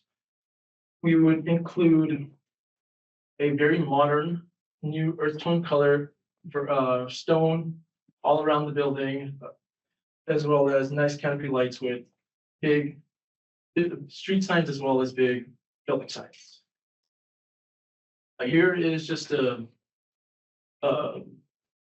show where the old location was versus the new location. It is roughly about a mile, 1.2 miles from the previous location in the.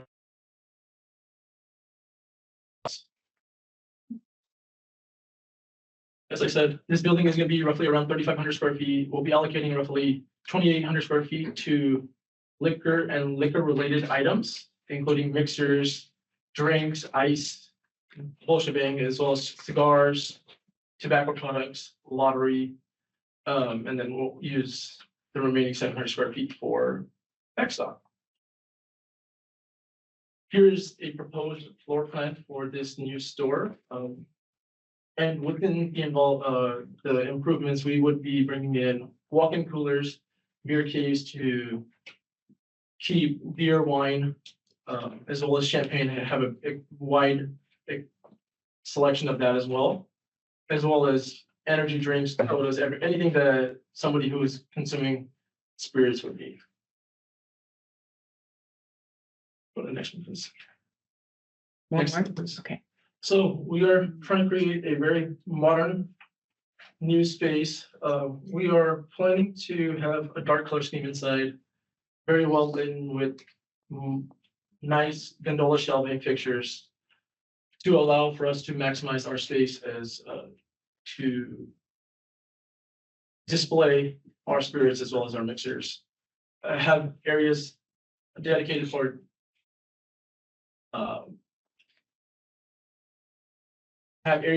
to displays, special displays, whether it's seasonal displays or any displays just to highlight new products that come into the store.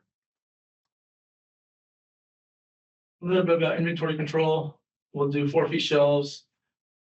Registers are close to the doors with multiple many security cameras watching the building to make sure that there is no theft happening, whether it's employee theft or customer theft. Conducting our own personal audits to making sure that inventory is being maintained and there's no spoilage, there's no theft, as well as no break-ins or anything like that. Next. We proud ourselves on the customer experience with the 3 stores in Dallas.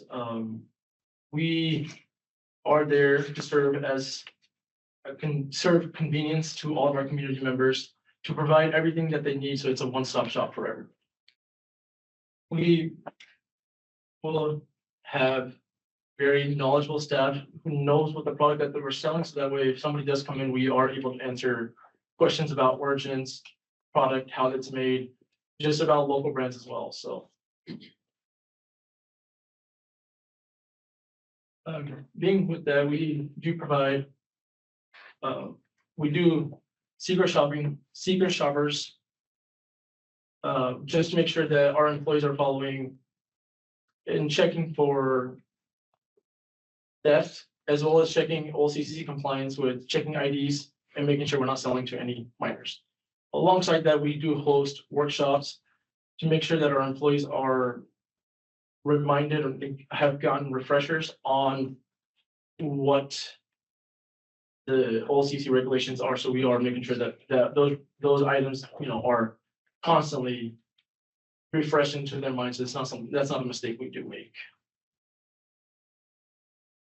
And then with marketing, it's a very high visible location.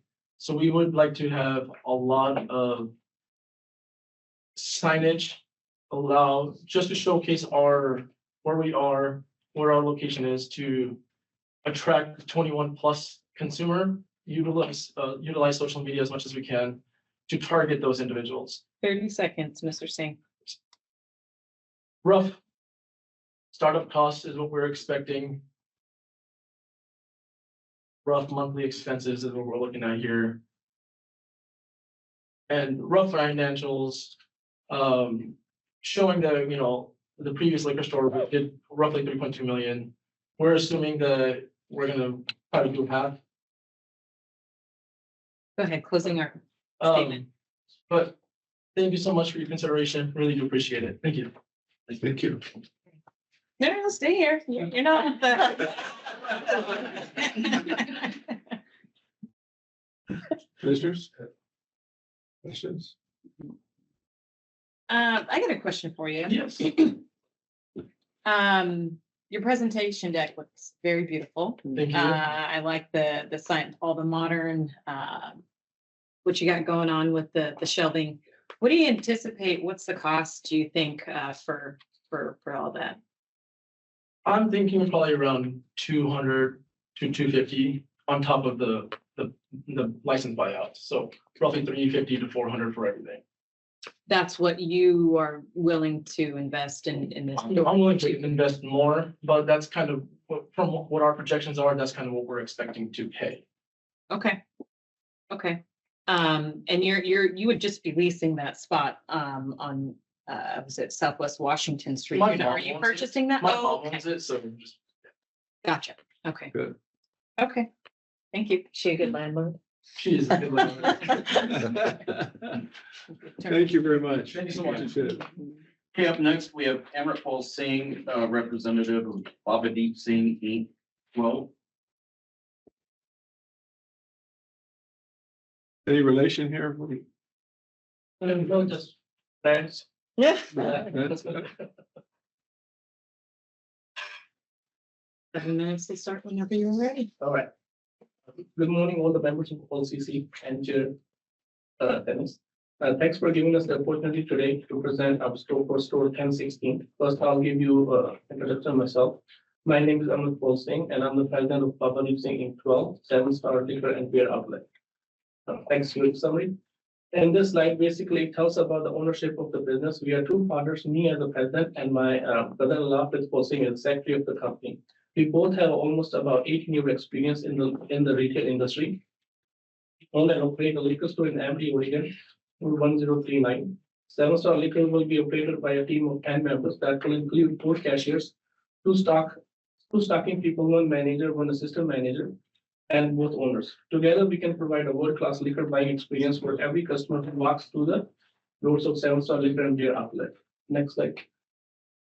This is the information about the location. Our location is 170 West Annandale Avenue, Suite 104 and 105 in Dallas, Oregon. It is going to be a 4,000 square feet store. We will keep our door open for customers 7 days a week, Monday to Saturday, 7 a.m. to 10 p.m. and Sunday, 8 a.m. to 10 p.m. Next slide, please. Next is liquor, beer, and outlet goals. Our goal is to run a profitable business and consistent increase for next 5 years. Attract a loyal and consistent customer base, provide a quality product along with knowledgeable staff to give a top-notch service to our customers and become a number one location in Oregon.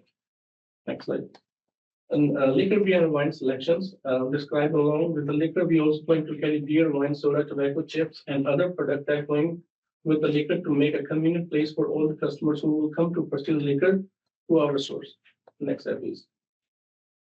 Plans on this one, most important part to run a liquor store is to control not to sell any liquor, beer, or wine product under the age of 21.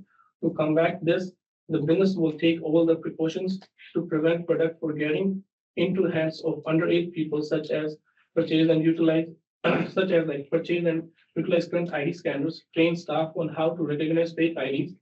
Not every purchase made in the store, no matter of age of customers. The second thing is to reduce opportunities for the theft is also a major priority for 7-star liquor and beer outlet. And to combat that, we are going to implement 32-channel NVR system cameras throughout all the aisles, both the front and rear entrance of the store, with ability to clerk to view them while behind the desk while they're working. Install a face recognition with NVR system. Install text formatting pricing view through POS system. High-end security system to prevent robbery while store is closed. Install metal shutters behind all the windows and doors to secure the building after closing hours. High-end liquor will be stored behind the counters, so only clerks have access to that. Next slide, please.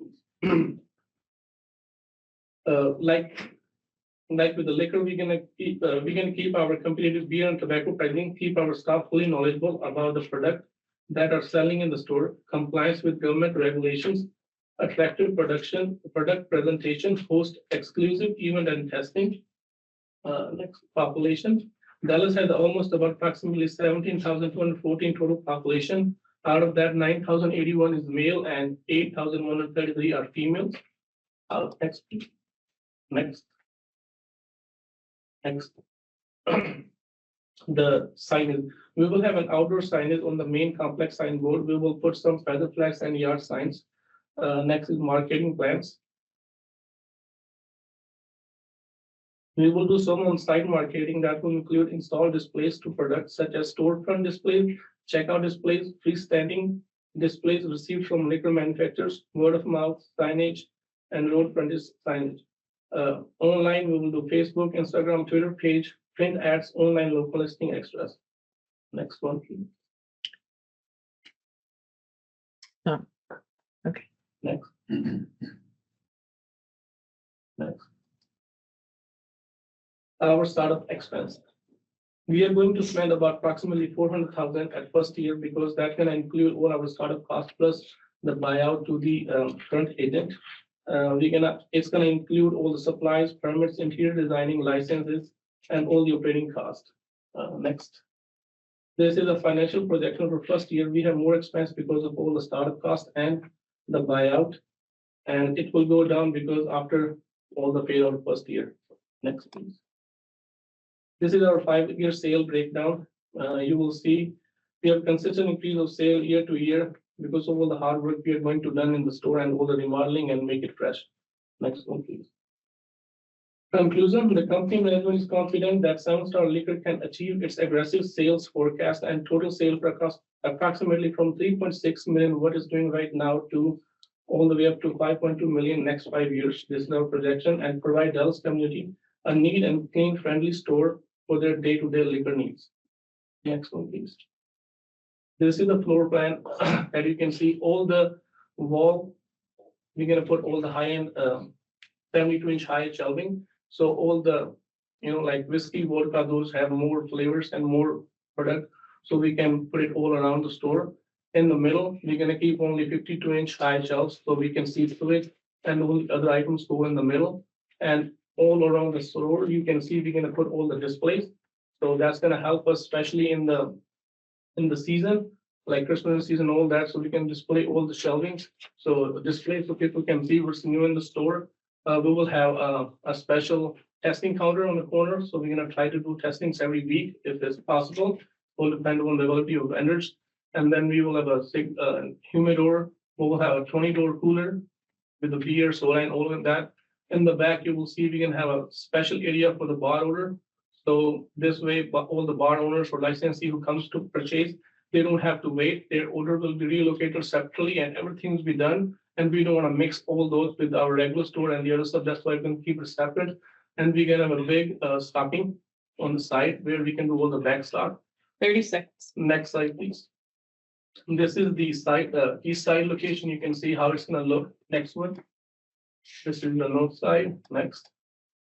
South side of the store. West side. This is the interior rendering. It's gonna be, that's how it's gonna look like once all the construction and remodeling will be done from inside, on the roof, painting, and all the other stuff. Next one, please. These are the signs. Next. This is the front sign. From the landlord. Closing statements. This is all the items that we're thinking we're gonna bring to the store. This is the store right now. Thank you for the. Thank you. Thank you. Commissioners? One question. Yes. Thank you for your presentation. Thank you for your time. The store operating hours, how much business do you do from 7 a.m. to 9 a.m.? Just curious. Sure. So basically, we are trying to put a non-exclusive store, not only liquor, we're gonna have beer, wine, and other stuff too. And it's in the complex, so there's a lot of traffic in the complex, which is next to Safeway too. So the complex get busy around 5 a.m. because they have a gas station and so many other businesses. That's why we want to keep it open with all the businesses, because this is the kind of regulation from the complex people too, so we can open like early. So that's why we're gonna meet with the standard of the complex. Thank you. Yes. Chair.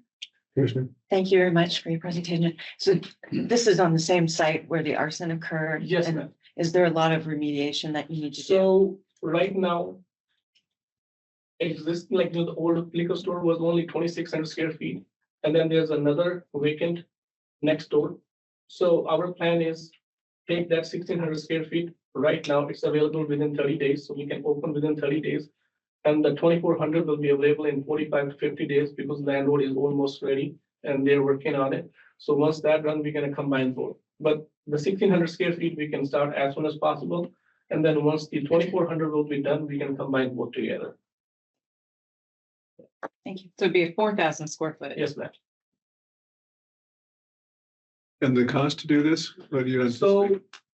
to overall cost, paying to the current agent, all that, we are expecting more than $400,000.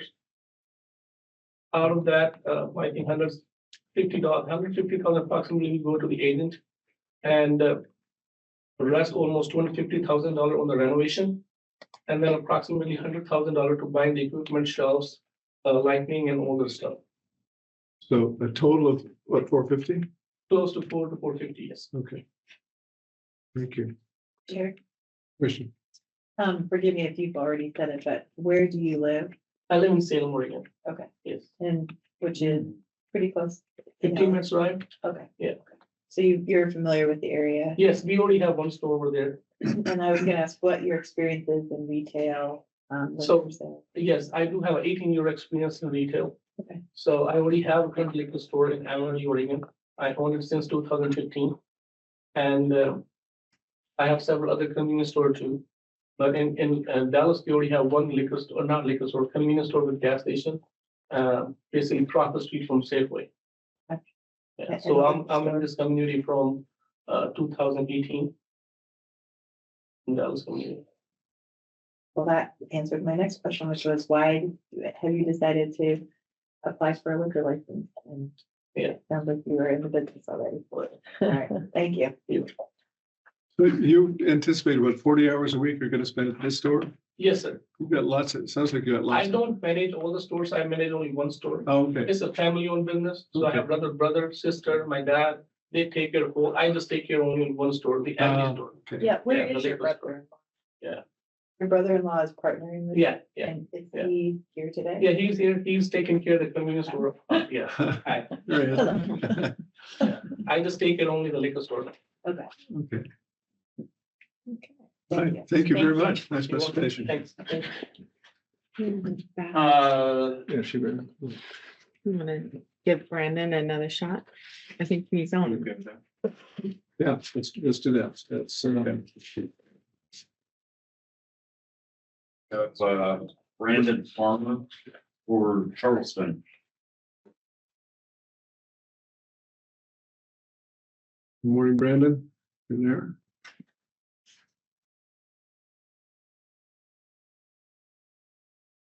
Mr. Farmer, can you hear us? Let me make him a presenter again. You're able to get a phone number for him? No, he's he's on the Teams link.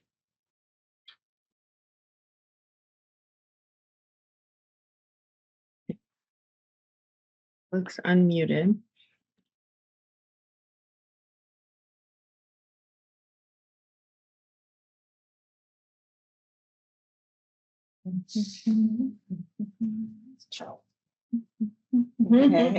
Hey, Brandon.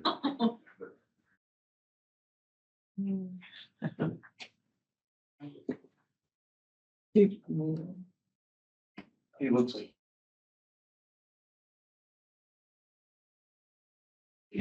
On his phone and on us.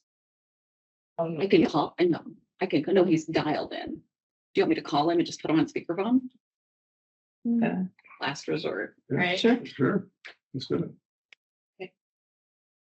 Andy, let's do chat. Looks like you can hear us, so Mindy's gonna call you and we'll put you on speaker.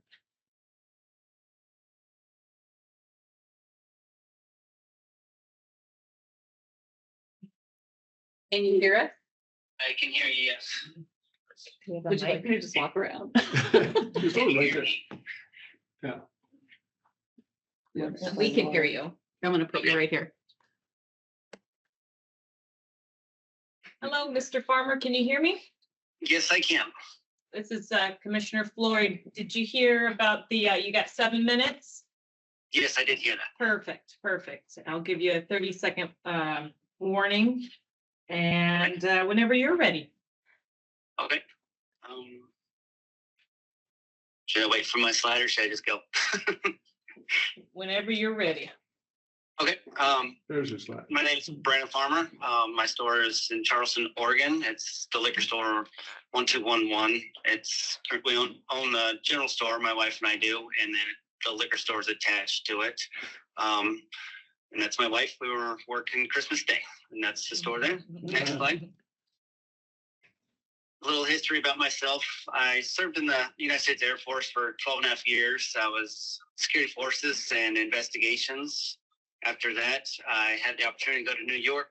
I had a friend over there that worked for Pepsi, and I was a salesman over there for roughly 2 years. My second year there, in 2014, I was actually received a salesman of the area. Only after 2 years doing that, but I wanted to come back to Oregon, so I transferred to Frito and came down here to Coos Bay. I worked for Frito for 8.5 years. In 2023, I had earned a top salesman for Frito-Lay in all of Oregon. I raised sales from $1.5 to $1.9 million in that year. My wife and I, we purchased Old General Store last June from her parents, and I took over the temporary sales agent in July, a month later, from Wally Hazen, who is my father-in-law as well. Next slide. A little history about the store. The store is over 100 years old. It originally started out as a church school. Word on the streets, turned into a brothel a little bit after that, and then it turned into a general store. It was the primary general store for the area prior to the bridge being built, before even David Jones was built across the street. As a primary gathering place for the residents on their summer days. When the boats would come in, they'd gather in there. They'd put all their gatherings there. They'd sell stuff as a trading post as well. We bought it from Winnie Wally Hazen, which is my wife's family. They bought it in 1996. Her aunt, Lisa, has been the manager since 1996. So it gives me the opportunity to fall back on them if I have any questions, anything that's happened over the years. If I have questions about the store, if I have questions about the liquor, I have that at my reach. Next slide, please. Here's some of the pictures of our store. The liquor section, it's not super huge. It's just a little corner section of the store, but we pack a lot in there and we keep adding more stuff in there. Next slide.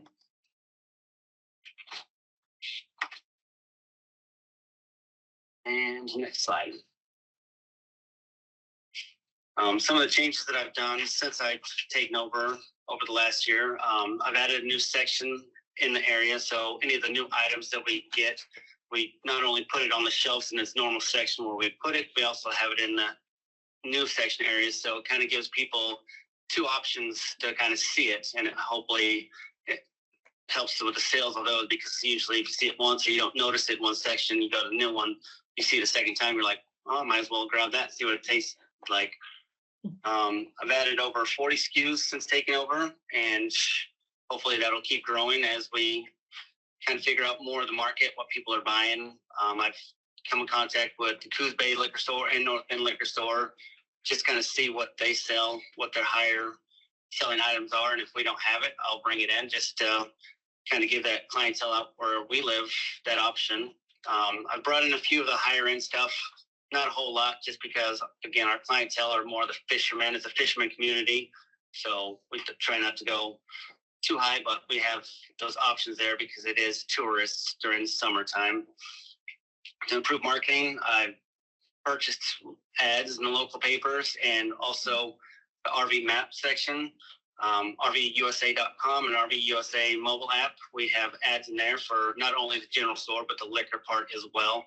And there's also a local mapping, a local map that is handed out by the RV sites around our area that has the advertisement on there as well. Recently, we've extended our liquor hours from 9 to 9 Monday through Saturday and 9 to 8 on Sunday. It's to accommodate more of the fishermen that come in. We were closing at 8 for the liquor part, but as I've kind of figured out throughout the last year, that once they come off the boats, they've got to clean them, they got to take care of all their stuff. They couldn't always come in and get there by 8 o'clock. So we've extended that out. I'm hoping to get some more sales.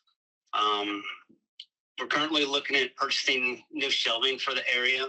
Our shelving is decent, but it's kind of worn out, needs a little life to it. So we're looking at buying some more of that, painting it up and just making it look a little brighter so you can see the product better. And then as far as the signage there, that last one, I've already purchased it. It's already in the store. I bought a LED light that says liquor. And then on the outside, I've got, it's a 3-foot by 8-foot flag sign that's outside that says liquor as well. And we're hoping that these additions that we've done will pick up our sales, since liquor sales are down for the last year, and due to weather and everything else, we're hoping that these additions will pick those sales up a little bit. And that is my presentation. Thank you. Nice presentation. Thank you. Yeah. Commissioners? Brandon, excellent presentation. Thank you very much. And I appreciate your Air Force service. Yeah. Of course. I think that's it. That's well, we Yeah. got to. Thank you very much. You to bring your #1 sales, magic to the general store. Okay, so back to 1016 Dallas, we've got David Moore.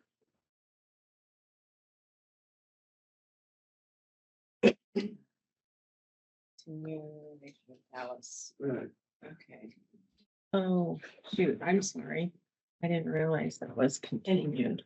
Let me get there. David is a son of the Yes. temporary agent. Yes, Tim was my stepfather. My mother got the temporary agent position, but due to her health, I stepped in to help out with the store. And then when the time came to apply, we decided that because of her health, that I would step up and apply for this position. Hopefully to keep it in the family as Tim flagged. Yeah. Well, Mr. Moore, whenever you're ready. All right. So I just want to say thank you for having me here. I really appreciate it. It's an honor. Kind of overwhelming, but it's really nice to be here. So thank you very much for having me. So Dallas Liquor is the name of the store. Our logo has the courthouse behind it. It's a very friendly local liquor store. You can hop over to the next slide. Who am I? My name is David Moore. I'm a 41-year-old Oregon native who has spent the last 27 years in Dallas. I'm a proud father to my son Liam and my daughter Natalie. I've been working since 16 in different industries, including fast food, retail, manufacturing, office admin, and customer service. While working for T-Tech Customer Service Center, I was head of multiple million-dollar companies such as, I was the customer service department head for multiple million-dollar companies such as Blue Apron, Aura, Lexar, and Corsair, where I managed teams from 4 to 25 people. I've spent the last 15 years learning from and helping Tim Grimes, who was the previous liquor store owner, with anything that I could around the liquor store. He needed help. I jumped in, whether there was any monetary value for me or not. I wanted to just be a part of what he was doing and the store itself. You can go, there we go, perfect. Tim and my mother have been together for the past 18 years until he passed away unexpectedly last year in May. In January, when he got really sick, I started helping manage the store. And I had continued. I did have a full-time job, full-time from January to August when the store ended up burning down. I still held a full-time job, and then all my other time was spent at the store helping out.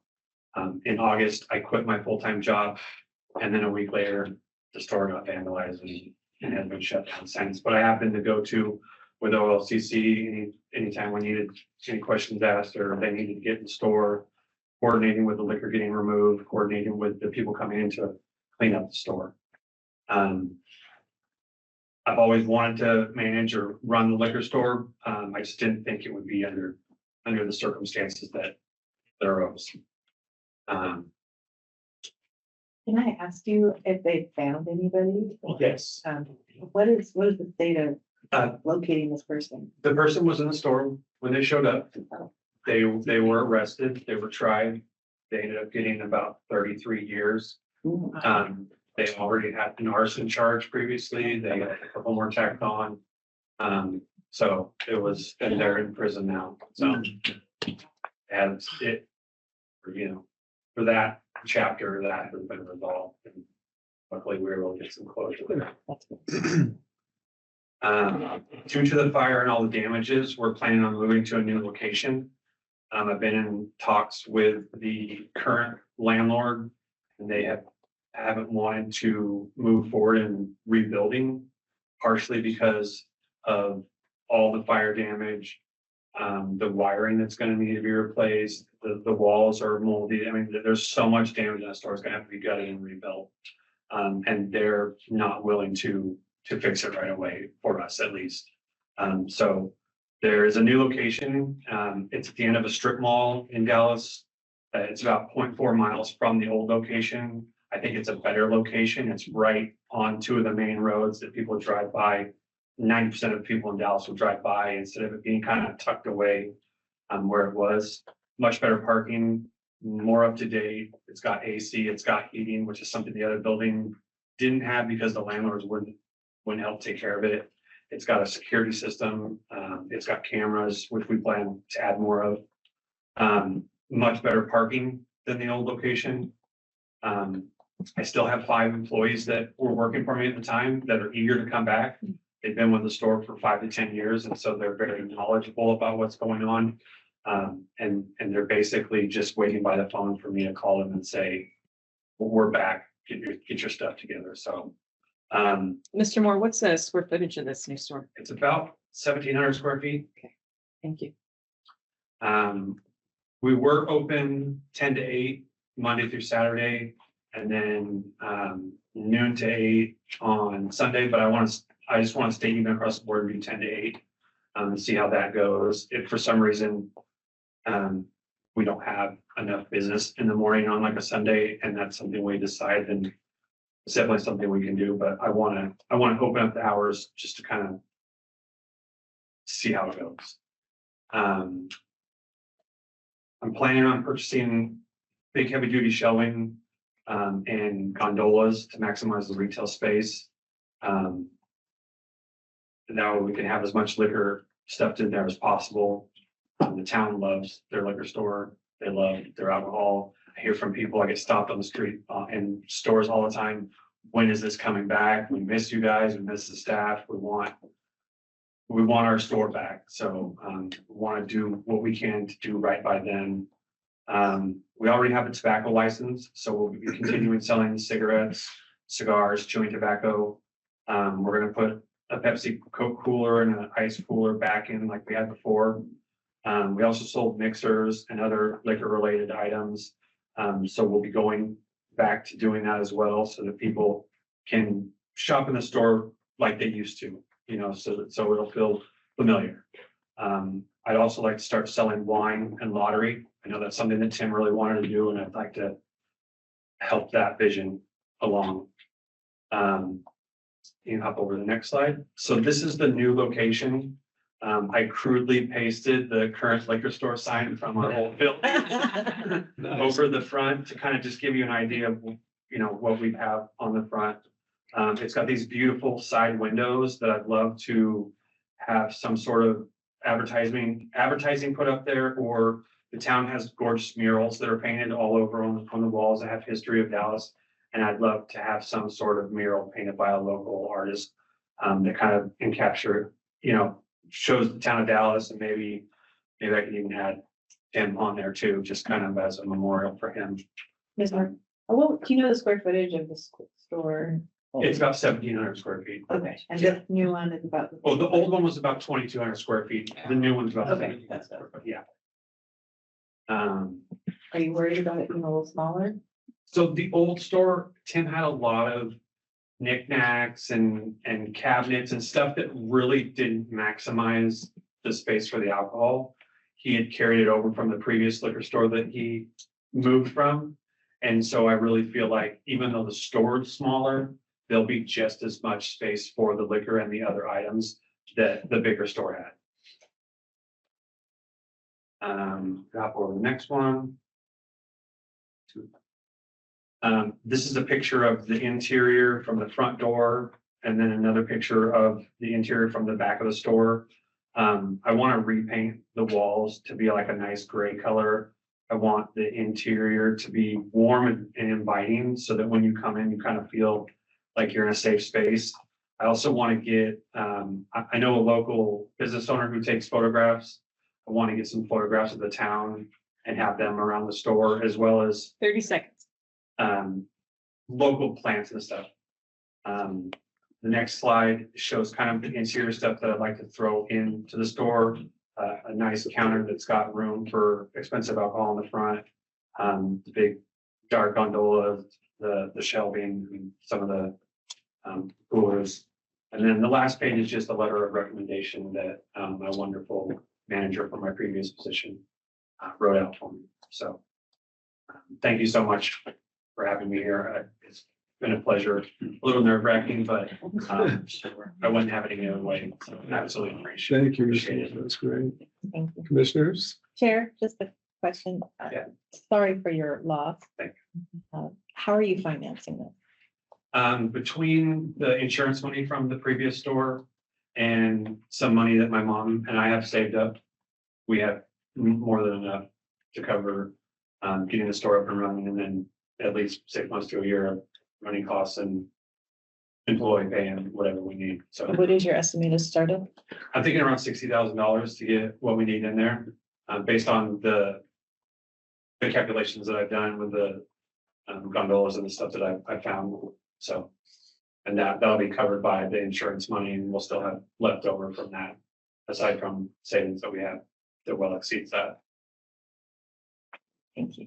That 60K, is that including refrigeration? Is that including? So the refrigeration that we had before was actually, we got it from, like Pepsi gave us a cooler to use, Coke gave us a cooler to use, and we were renting an ice cooler.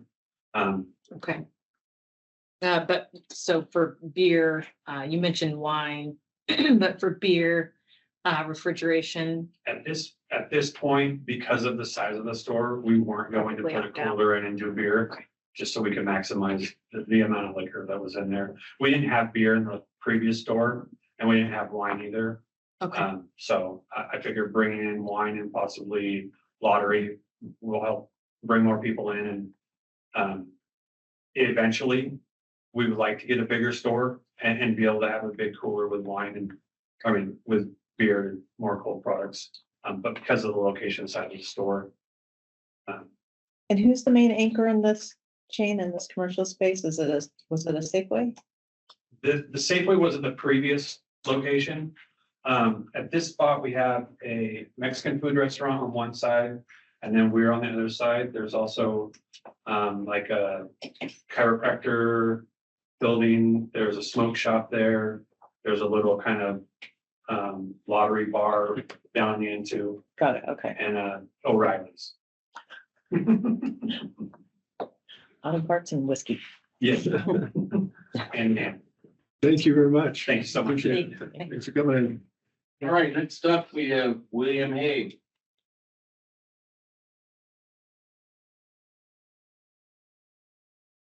Richard Doherty, Commissioner.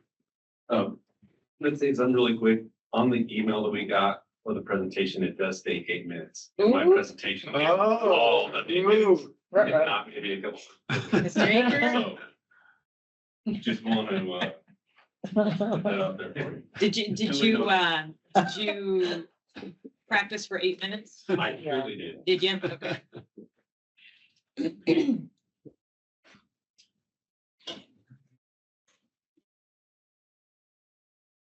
All right, I'm gonna say go. Go. Right. For the record, my name is William Hague. Oops. Here. Good morning, Chair Doherty, Commissioners. I'm very grateful for this opportunity to present for the store. I currently live in Salem with my wife and amazing twin daughters who enjoy working at the store when they're not attending college at Western Oregon. Despite expecting to be empty nesters, they still come home to do their laundry, ask for money, and write their pay. Next slide, please. I grew up in a small town of Jefferson and left for boot camp out of the high school and served 10 years in the U.S. Navy. Afterward, I worked at a large volume lumberyard where I played a crucial role in managing this business and gained majority of my retail experience there. I returned to Salem, launched my own business focusing on real estate investing, construction, and high-end remodels. 10 years later, I combined my passion for the distilled spirits industry with my business expertise to become an agent for store number 1198. Pioneer Beverage was born on November 1st, 2022, and has absolutely been one of the best experiences of my life. Next slide, please. Our team has improved the store in many ways. Our warehouse has received a complete makeover, including new layout, lighting, and shelving. We have also enhanced the sales floor, adding 10% more shelf space, along with the high-end LED shelf lighting, new custom category signs as well. We've expanded and elevated our selection by sourcing some of the most unique and highly sought-after products in the industry. I've had the opportunity to personally select exclusive bottlings from distilleries in Oregon and Kentucky, and have even traveled to Oaxaca, Mexico to educate myself about mezcal, its culture, and bring back some exciting new products for customers. Our policies and procedures have all been reworked to increase inventory accuracy, streamline operations. Regular product training is given to our staff so they can confidently assist our customers. In my opinion, the most significant improvement to Pioneer Beverage has been to our culture. By fostering a positive family-like culture, we have created a relaxed, enjoyable workspace that has naturally extended its way to our shoppers, with having a tremendous effect on our customer satisfaction. Next slide, please. Since I began my agency, the store has done just over $18 million in distilled spirit sales. We are currently ranked number 3 in the state for consumer sales and number 16 overall. We successfully maintained our forecasted inventory at more than 17% below its allowed threshold. And during our last audit, to keep it outstanding, we needed to be at 7.5% for our point of sale discrepancy, and we landed at 0.53%. As a high volume store, we have had the privilege to assess other agents, lower their excessive supply levels. Since November 2022, we've transferred in nearly $227,000 worth of excessive stock from other stores into our store, helping to support overall turns to the state's inventory. I take great pride in the positive impact Pioneer Beverage has had in our community and our business. These changes not only keep us within standards of the OLCC, but also give our customers and peers a true representation of our brand. We are committed to bring these same spirit and practices to Dallas. Next slide, please. I have been working closely with the listing agent. There's not very many places in Dallas. Currently, only 2 spaces around 1,500 square feet. One is the same as David's, honestly. She believes that with some tenant adjustments, however, we might be able to move into a 3rd location, which is 4,300 square feet. Either way, my priority is to get a reasonably sized store outfitted and operational as fast as possible, even if it means initially moving into a smaller space. For sure, moving into a larger space at a later date. Next slide, please. Dallas has been without a store for over 8 months and urgently needs a well-staffed, fully furnished store. Pioneer Beverage already owns many of the fixtures needed to furnish the store. When PDX Liquor closed, we essentially purchased all their fixtures, including warehouse shelving, retail shelving, and high-end LED shelf lights. We have a liquor marquee, a suitable front counter, and a delivery vehicle all ready to go. I can also leverage my construction background to finish most necessary projects by myself and avoid contractor delays. Next slide, please. Owning 2 stores only 35 minutes apart offer unique advantages. Administrative tasks like payroll, accounting, scheduling can all be managed from one location. Our team has a full roster of well-experienced employees who genuinely enjoy working for us and are happy to make the short commute to both locations. Due to its larger floor space, Salem will naturally have a wider selection of products compared to Dallas. With a higher sales volume, it will also have access to more allocated products and exclusive bottlings. However, with daily store transfers in play, that gives Dallas access to Salem's entire inventory, helping both stores manage stock while boosting the overall turnover of the state's assets. Next slide, please. Pioneer Beverage understands the responsibility of creating a desirable shopping environment that is well organized, clean, comfortable atmosphere, intuitive layout, clear signage, and friendly staff. Rest assured, we will not be cutting any corners and putting these features in place. Similar decor will be used at both stores for brand recognition. Warm natural colors and reclaimed wood will set the tone throughout the store. Product will be well illuminated. Locked glass spaces will be used for display rare and high-priced items. Pleasant music will be playing in the background, and our staff will always be there for assistance. A security system will be installed to notify authorities of any kind of break-in or panic situation. High-end video surveillance system will monitor operations, protecting inventory from theft, receiving and sale errors. It will also be used as a tool to spot operational and customer service flaws, which can be used to turn into a teachable moment for our staff. Next slide, please. The city of Dallas is one of Oregon's fastest growing cities, with a population approaching 18,000 and an annual growth rate of 3 to 5%. The city is moving forward with 2 major projects that involve revitalizing an older part of the city and expanding over 220 acres for residential and commercial development, which offer exciting growth opportunities. I will reconnect with the local licensees to develop a program to get them back on track. Dallas's previous lease restricted the sale of beer, wine, mixers, and tobacco, but the new location will support these related sales, transforming it into an attractive one-stop shop, luring customers away from neighborhood convenience stores and nearby large chains like Grocery Outlet, Safeway, Rite Aid. Potentially expanding the store to 4,300 square feet also presents a fantastic growth opportunity, allowing us to increase our selection and better serve our community. A well-run store should have no trouble capitalizing on these growth opportunities. Next slide, please. Our mission statement highlights the company's core values and ambitions. It aims to motivate our staff to collaborate, to give their best while caring for each other and for our customers. It also sets a clear expectations to our customers about the quality of service. Next slide, please. I'm actively involved in various OLCC initiatives. I currently serve on a rules advisory committee improving policy and on a listing committee helping to select relevant products for Oregon's consumers. I additionally attend OLCC agent meeting, collaborating to enhance the system overall. I am a current member of Associated Liquor Stores Owners, an organization dedicated to enhancing the liquor store experience for consumers in Oregon and improving policies and relationships between OLCC, store owners, and public.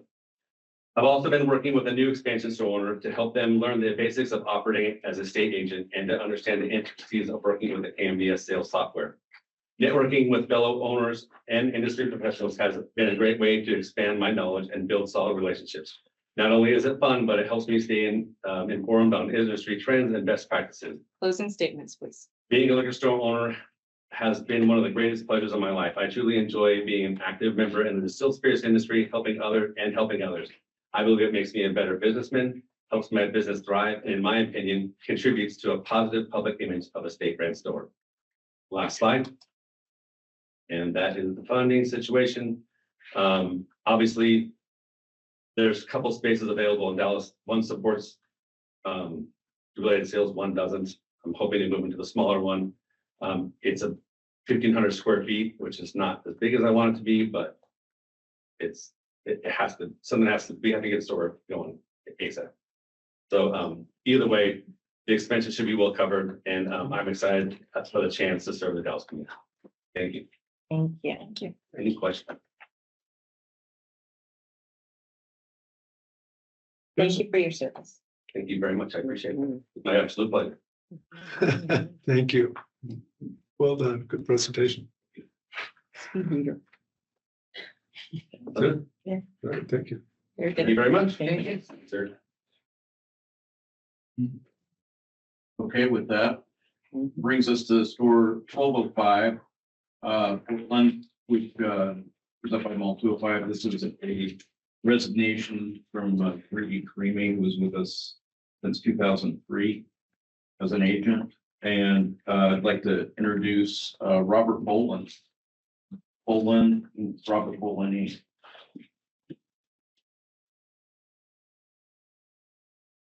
Hi, thank you.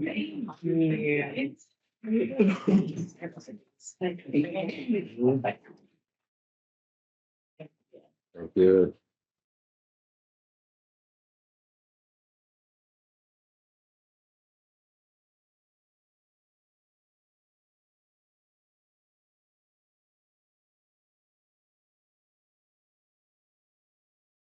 Thank you for providing these whenever you're ready. Okay, well, it's afternoon, so good afternoon, everyone. Thank you very much for giving us the opportunity. My name is Robert Boland. I'll be representing store 1205 with my wife, Hermina. Next slide. I'll get rolling to my background. I've got 34 years of retail experience. 29 of those years I spent with Safeway. At Safeway, started out as a courtesy clerk at my local Martin Luther King Safeway and worked my way up to store director. As store director, I was there for 5 years in that capacity and then moved on to district manager. So as a district manager, I oversaw 26 stores in the Portland metro area, did about $10 million a week in sales. So I've got extensive experience with running a business and running multiple stores. And then I'm most proudly to say in January of 2020, I left Safeway and I became a small business owner. I took over Hillsborough store 1096. And I got some more details for that later on in the slideshow. And we too thought we had 8 minutes. Go. Good morning. My name is Nermina Boland. So I'd like to tell you a little bit about myself. I moved to this country back in 1998, immigrating from Bosnia and Herzegovina with my mom and my two sisters. Really grateful to be here today and be able to have the opportunity to move to a country where we can realize our American dream. So a little bit about myself, from the retail perspective. I have 21 years in retail experience, starting at Safeway as a courtesy clerk and then working my way up to a district manager, managing 19 stores with $9.3 million in weekly sales. I was also the director of customer service operations for Safeway for a while, where we managed I helped manage our cash processes as well as our cash overshorts. And I was the lead on the compliance as well as the lead trainer for the responsible vendor training program for Safeway. Currently, I am the director of sales support, where I help manage the inventory in our retail stores, as well as our sales and merchandising. And the coolest job ever is being a seasonal help at 1096. Okay, and yes, we met at Safeway. So next slide, family business. We truly are a family business. All of my children, some of you may recognize my daughter in the pictures from presenting last time with me. I'm proud of her. She's got her own business now, and so she's working full time at that. My son, Robert, he moved into the manager spot. My son, Riley, also has worked there since he graduated at 22. Next slide, just a little bit about what we've done at Hillsboro. We put a new sign on the front of the building, 27 doors of beer, over 1,200 varieties of beer, new humidor. We've been up over 236% in cigar sales. Next slide, just some before and after pictures of some of the things that we did. The next slide, that new humidor and the locking high-end cabinet are two things that we did at 1096. Both those we would definitely be doing at 1205. On the next slide, customer service means everything to us and our business, what sets us apart. I won't go over all those for the sake of time, but we've got some great comments online. We get great feedback from our customers. Next slide, benefits at 2 locations. Like they said before, managing inventory, but I think more importantly, employee retention. Being able to give employees hours from one store to the next store helps retain great employees. And then opportunity to share ideas. There's great ideas from both stores. I'm sure that we can capture and grow the business. On the next slide, SWOT analysis. Again, won't go through all these, but great location. It's right off the freeway. One of the weaknesses right now, online reviews, our online customer service is pretty tough for this store, and I think we can change that immediately. Merchandising, that's my expertise. That's going to be easy for us to do. And then threats of privatization, I'm on the board for also, and so I'm just getting my feet wet and understanding legislation and what to do, but I'm an active part of that.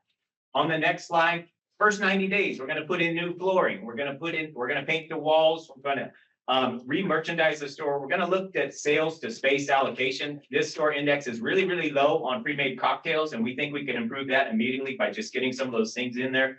Talked about the new humidor, upgrading the camera system, and painting the walls. On the next slide, here's the hours of operation we're going to run. Here's about the approximate cost of that 90-day remodel, about $50,000 we're going to put into it. And then on the next slide, we do have a long-term vision for this store. The lease is through 2028, so we're really locked into the current building until 2028. We would love to expand it to what we are used to right now. Our store is 5,000 square feet out in Hillsboro. To take over maybe the neighboring business if it's available, install new LED lighting, new beer cooler, tasting area, new sign on the outside of the building. And that's what we would expect to see in our long-term vision, those pictures to the right. Next slide, just kind of a mock-up of what a 5,000 square foot store looks like under our leadership. On the next slide, just the layout. The next slide, securing assets. 27 camera system is what we have at our store. We can look at our phone. We can see any given time. We've got 24-hour monitoring. The OLCC emails that this guy sends out, we review those with our customers or with our employees to make sure that they're fully aware right away. Those organized retail crimes, if they come into our store, we can certainly engage them. And then customer service is probably the best way to deter theft. To get out there on the sales floor, engage with the customers, and make sure that our employees understand that. And then responsible vendor training. We got an expert here, but I personally train every single person that runs a cashier in our store. I think it's that important that I do it myself. I don't delegate it to anybody. I make sure they understand. And then next slide, in closing, We are a strong retail background. We've got over 50 years between the both of us. We're strong at finances. We're strong. We're a strategic partner, thinking about the future and thinking about our industry. We love the way Oregon does it. We love to be a small business in Oregon. We have a passion for the business. And I have been something, a mentor to a lot of people. And I don't brag about it a lot, but there's one guy here that we've mentored before. And he demanded to be here today, and he wanted to say a couple of things if I've got some time. You've got time, you got a minute. You fired through it. Yeah. Chair Doherty, commissioners, Mr. Friends, how you doing? Good to see you guys again. Sorry I didn't bring my wonderful wife. I know we're a good team, but I really wanted to be here to express like how much of a mentor Robert has been to me. I met him, I was 21, this is 24 years ago. He was my boss at Safeway. I didn't like him the first day I met him, but I moved here with no family, and Robert became family to me and a mentor as a person and now as a business person. You guys know the success that both our Black Rose stores have been, and we've done really well. And there would be no Black Rose if it wasn't for Robert Bowman at all. And we talk every single day. We argue every day. We talk about things to do, how to be better. And literally, I can't express, I wouldn't be here if it wasn't for him. And honestly, there's not two better people to do this. I just really wanted to be here and say that. Thanks for letting me speak, you guys. I appreciate it. Thank you for your time. Got any questions? Question? Well, I kind of. That was a great presentation. So I just want to know, have you been able to help Troy and Ebony turn things around? Because that's a tough location. Goodness. They've Yeah, had some. they came out and they trained at my store. I'm not responsible for anything else down there. No, Troy's done a fantastic job of trying to get licensees though. He's got a lot of connections and he's been able to get that licensee business. Some of the other challenges that they've been facing are kind of tough. And so I try my best to give advice. And sometimes it's a little bit more challenging. Anything else? Okay, thank you. Congratulations on your nuptials. Thank you so much. Thank you. Excellent presentation. Thank you. All right, so next, last but not least, Troy Honma, representing Honma's Liquor Store Inc.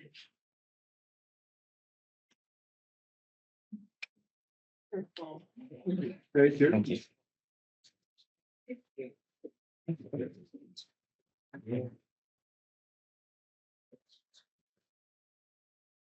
Yours. Yeah.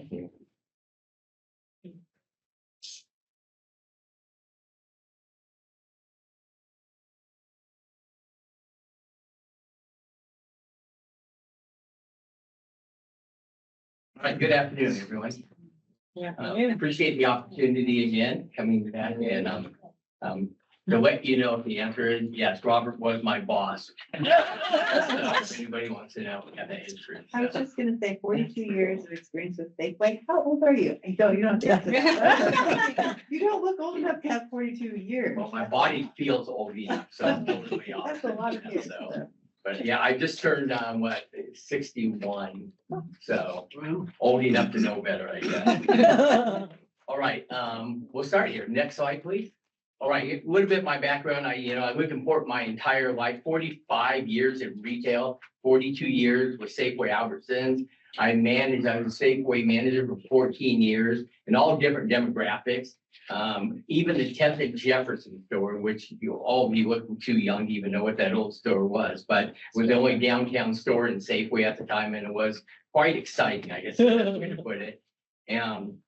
The last 4 years I was store director. I was store director of the year, so that really got me promoted to where I am right now as a center store op for Safeway Albertsons, where I'm responsible for anywhere from 20 to 24 stores. And I kind of coach, train store managers, assistant managers, and it's really in charge of like the grocery, the GM department, and the liquor departments in all those stores. During the last few years, I also co-owned a sports memorabilia business, kind of different. It's kind of a hobby, and ran it successful. My owner passed away, so we ended up selling that business, but it was really taught me a lot on how important all the things I learned at Safeway really tied into that business. And then on there, it talks about community service. I think it's really important to be really part of the community and all those different areas on there. Yeah, I think it's really strong backing that you have to have being part of the community. All right, next on there, protecting the business on here. I really believe that the certification, at least there to 28, so I'm gonna stay there, but protecting business, the things that are important on there, customer service, building a culture of service, the greet, offer, take is a must. And how do you get that? How am I going to train employees? It's going to be leading by example, showing them how it's done, consistent feedback, rewarding feedback. You know, there's a lot of social media, there's all that stuff out there, talking about how important that is, and also scheduling necessary to have people out on the floor. Camera system right now, I have a vendor right now that will work with me on most upgraded camera system on there, and actually putting TV monitors in there too. Employee training responsibility, you know, I take this back to Safeway. I think Nermina told me that a long time ago on how you train people. And I look at training every quarter. I think it's important that you keep it fresh in mind. It's the most important part of, I think, of the business, that we keep people safe when we're doing that. Communicate on there about audits. So a lot of people will get, you know, a good audit. You got to make it a rewarding. You got to talk about how important that is and what they did and how important that was. And the biggest part of this on here is I value my employees. When I worked at a Safeway store and we were successful, it was never done because of me. It's because my employees did that job, and backing them and making them be part of the team. That's the most important part. And getting a dress code, having, you know, nowadays you go into places, you can't even tell people working, you need a dress code in there to make them feel proud about where they work on there. Inventory control, I think it's the biggest thing on here. Auditing, making sure we're getting audit, sales to purchase, tracking on there, so we know if we're having opportunity for inventory, and then limiting high-end items on the shelf. When I worked in 10th Jefferson, we ended up having inventories in those days, which is a lot easier than today, under 1%. And being downtown, they thought it was pretty good to get under 1% there. In today's world, it'd be phenomenal to get under 1%. Working with the DM, you know, I've had communication with Brian about certain things that he would do, and I would take all that advice going on. Next on there is the store plan. If you look at there, those the highlighted areas are little changes on what we move on there. And I think one thing that is important on there, if you go next, there is right now a partition on the left-hand side that they stop people from running out. My I guess proposal would be putting a turnstile security system with an ADA actual gate in there, so we're totally in compliance with all that. I think one of the things that is important is you got to figure out a way to create a warm environment when you put those security systems in, right? So it doesn't feel like it's security. And when I look at that, I think about some wow areas. Like when you walk into Portland Airport the first time, that was a wow effort to me. I just go, wow, this is incredible. When you go into Disneyland, you're not in downtown LA, you are totally in a different magical area. And one of the great entrepreneurs one time asked, Walt Disney was asked, hey, why is Disneyland so magical? And his response was, there's no such thing as magic, it's all in the details. And I think that's really one thing when I look at the details of the business. And it starts with a clean environment. It talked to the best customer service you ever have and attention to details on there.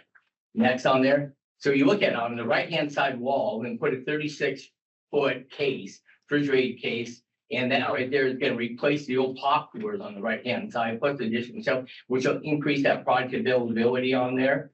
Also installing a camera, a monitor on the right-hand side there.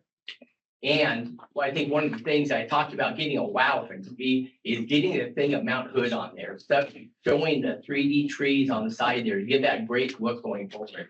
Next one on there, the back side of it. Right now, the building wall is really low. So I build that wall all the way up, put a mural of the city of Portland. We should be proud of where we live at.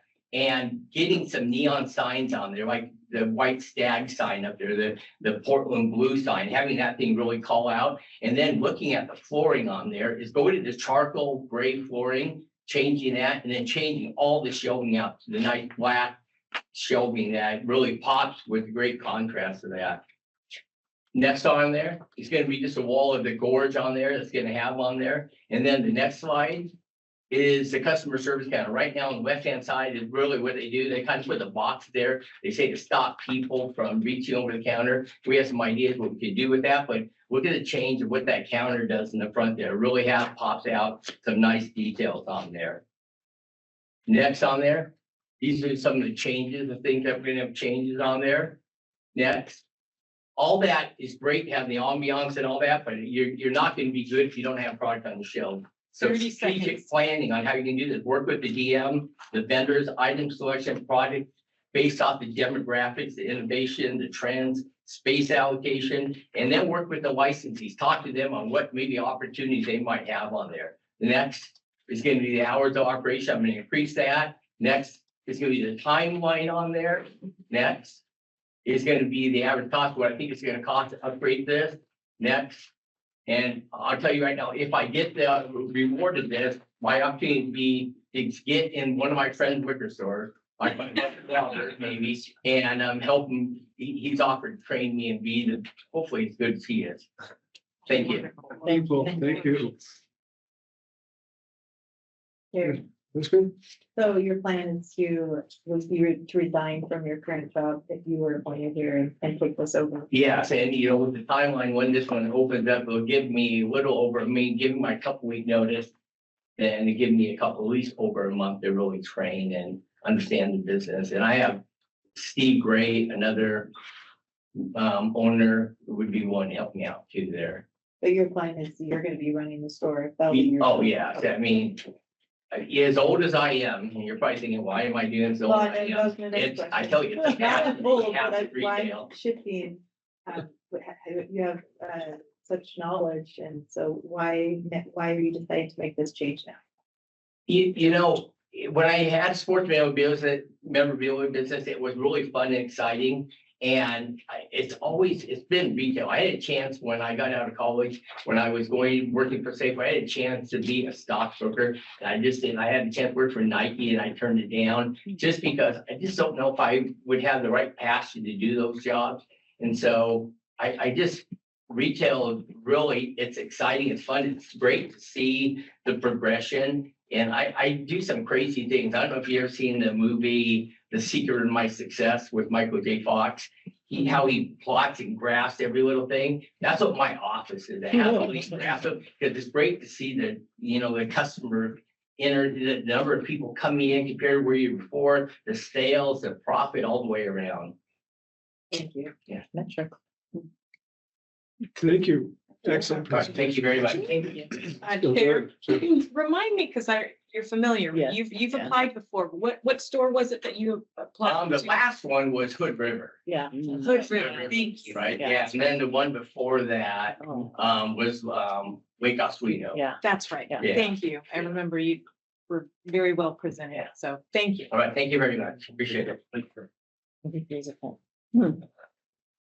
Since-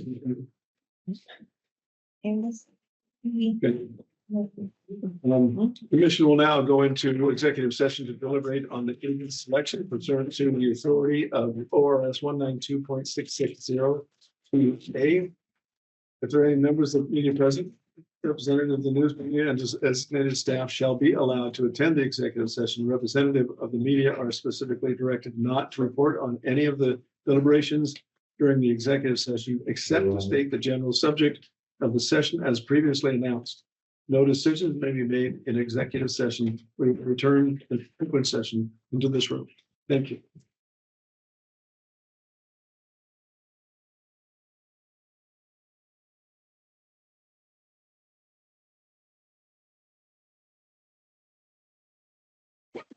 Okay, we're back in session. Got everybody here?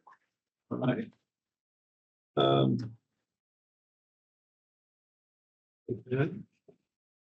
So we have the Prospect Store. Any discussion on this first, or would you like? Go ahead. I move to appoint Megan Summers as the permanent agent for store 1168 Prospect, effective April 1st, 2025. Excellent. Moved and seconded. Any further discussion? We take a roll. Commissioner Cherry, Yes. Commissioner Curran, Yeah. Commissioner Floyd, Yes. Commissioner Glenn, Yes. Commissioner Japong Porter, Yeah. Commissioner Hayes, Yes. Commissioner Melidas, Yes. Commissioner Warren, Yes. Chair Doherty. Yes. And the Charleston store. Oh, you're dibs on that. Okay. I move to appoint Brandon Farmer as the permanent agent for store 1211 Charleston, effective April 1st, 2025. Second. Move to second. Any discussion? You have the roll, please. Commissioner Chari. Yes. Commissioner Curran, Yes. Commissioner Floyd, Yes. Commissioner Glenn, Yes. Commissioner Japong Porter. Yes. Commissioner Hayes. Yes. Commissioner Melidas. Yes. Commissioner Warren, Yes. Chair Doherty. Yes. Dallas store. Chair. Commissioner. I move to appoint David Moore as the permanent agent at store 1016 Dallas, effective April 1st, 2025. You have a second? Chair, I would second. Move to second. And any further discussion? Can we take the roll, please? Commissioner Chari. Yes. Commissioner Curran, Yes. Commissioner Floyd, Yes. Commissioner Glenn, Yes. Commissioner Japong Porter. Yeah. Commissioner Hayes. Yes. Commissioner Melidas, Yes. Commissioner Warren, Yes. Chair Doherty. Yes. Stipulated settlement agreements. Well, we missed, skip the store there, sorry. Put some tent out in the room there. Kidding, Chair. Just Commissioner. In regards to the Portland 205 store, 1205, I move to appoint Troy Hanma as the permanent agent at store 1205, Portland 205, effective May 1st, 2025. Chair, I would second, please. Moved and seconded. Any discussion? Please take a roll. Commissioner Chari, Yes. Commissioner Curran, Yes. Commissioner Floyd, Yes. Commissioner Glenn, Yes. Commissioner Japong Porter, Commissioner Hayes, Yes. Commissioner Melidas. Yes. Commissioner Warren, Yes. Chair Doherty. Yes. And This was now, very difficult. That was very hard. Congratulations. Congratulations. Congratulations. so stipulated settlements. The alcohol, let's start with the alcohol violation stipulated settlement. Okay. She was here just a second ago. Do we need her? She- We're just notifying. Yes, you do. You need. Okay. Here they come. Oh, there they are. Okay. See anybody up there? Eli. Okay. Eli.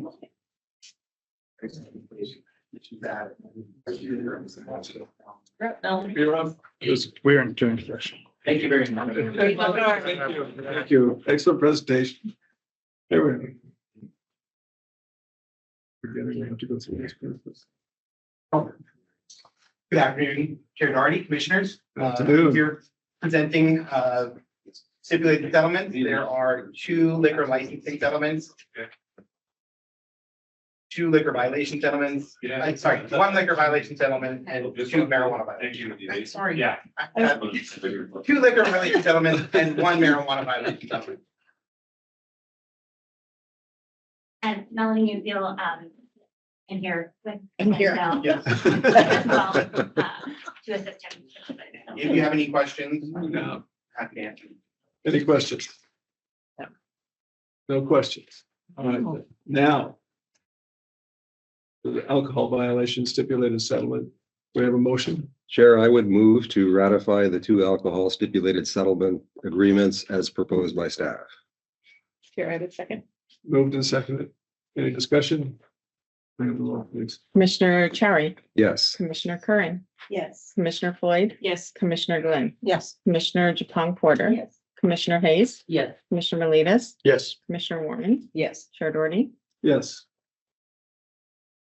And the marijuana violation stipulated settlements. Your motion. Chair, I move to ratify the marijuana stipulated settlement agreement for Bright Box Labs as proposed by staff. Second. Moved and seconded. Any discussion? The roll, please. Commissioner Chari. Yes. Commissioner Curran, Yes. Commissioner Floyd, Yes. Commissioner Glenn, Yes. Commissioner Japong Porter. Yeah. Commissioner Hayes, Yes. Commissioner Melidas, Yes. Commissioner Warren, Yes. Chair Doherty. Yes. And finally, the licensing stipulated settlement agreements. Chair, Commissioner. I move to ratify the 2 licensing stipulated settlement agreements as proposed by staff. Second. Moved and seconded. Any further discussion? Please take the roll. Commissioner Chow, Yes. Commissioner Kern, Yes. Commissioner Floyd, Yes. Commissioner Glenn, Yes. Commissioner Japong Porter, Yes. Commissioner Hayes, Yes. Commissioner Melitas, Yes. Commissioner Warren, Yes. Chair Doherty. Yes. All right, so now we're gonna, this one. Thank you. Thank you. Thank you all. The commission will now meet in executive session pursuant to ORS 192.6602B and 2F to discuss complaints and investigations related to potential discipline of a public officer and to examine an attorney-client protected document. These statutes allow the commission to meet in executive session. Representatives of the news media and designated staff shall be allowed to attend the executive session. Representatives of the media are specifically directed not to report on any of the deliberations during the executive session, except to state the general subject of the session as previously announced. No decision may be made in executive session. At the end of the executive session, we will return to open session. Thank you.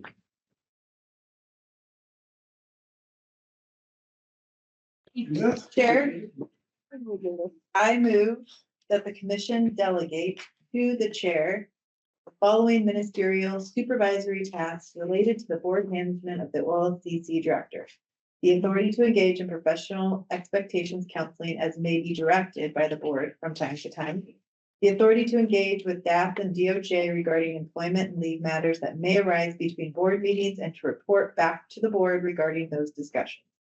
The authority to work with DAF and DOJ to implement specific board instructions that may be provided by the board from time to time and to report back to the board regarding those instructions. I second. Moved and seconded. Any further discussion? Take the roll. please. Commissioner Chow, Yes. Commissioner Kern, Yes. Commissioner Floyd, Yes. Commissioner Glenn, Yes. Commissioner Japong Porter, Yes. Commissioner Hayes, Yes. Commissioner Melitas, Yes. Commissioner Warren, Yes. Chair Doherty. Yes. We have one other thing. Greg, can you give us a briefing on the education topics? Yes. We've got lots of new board members. Yeah. And there's 8,000 different topics that we gotta get some familiarity with, so we've got some topics to give you guys, and then we'll see how we proceed on that. So, Yeah. And thank you, Chair. And so this is something that Tara and Nora and I came up with kind of at Chair Doherty's request, which is there's a lot to be educated about, obviously.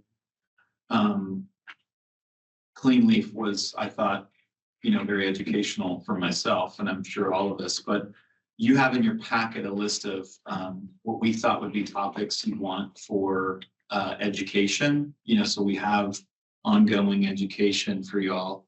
And so take a look at them, and if you have any suggestions, you can just email me and Laura, and we'll try to get more and more of that good content on so that you've got a really good, robust background as you fulfill your duties. So thank you. That's all. Craig, how do you see the education taking place? Is it gonna be at one of the commission meetings or after a commission meeting or some other format? I was planning to do it at the commission meetings, break it up into small bits. If you think about when Melanie went over the contested case system. Yeah. If Miss Munson needs to go over something, she could do it with you. She knows how to set that on the agenda properly. I just think it's important too that a lot of it, I think we should do to educate the public as well, because I think there's a real misunderstanding of the important work that y'all do. So I was envisioning it being in this format, Mr. Chair. Yeah.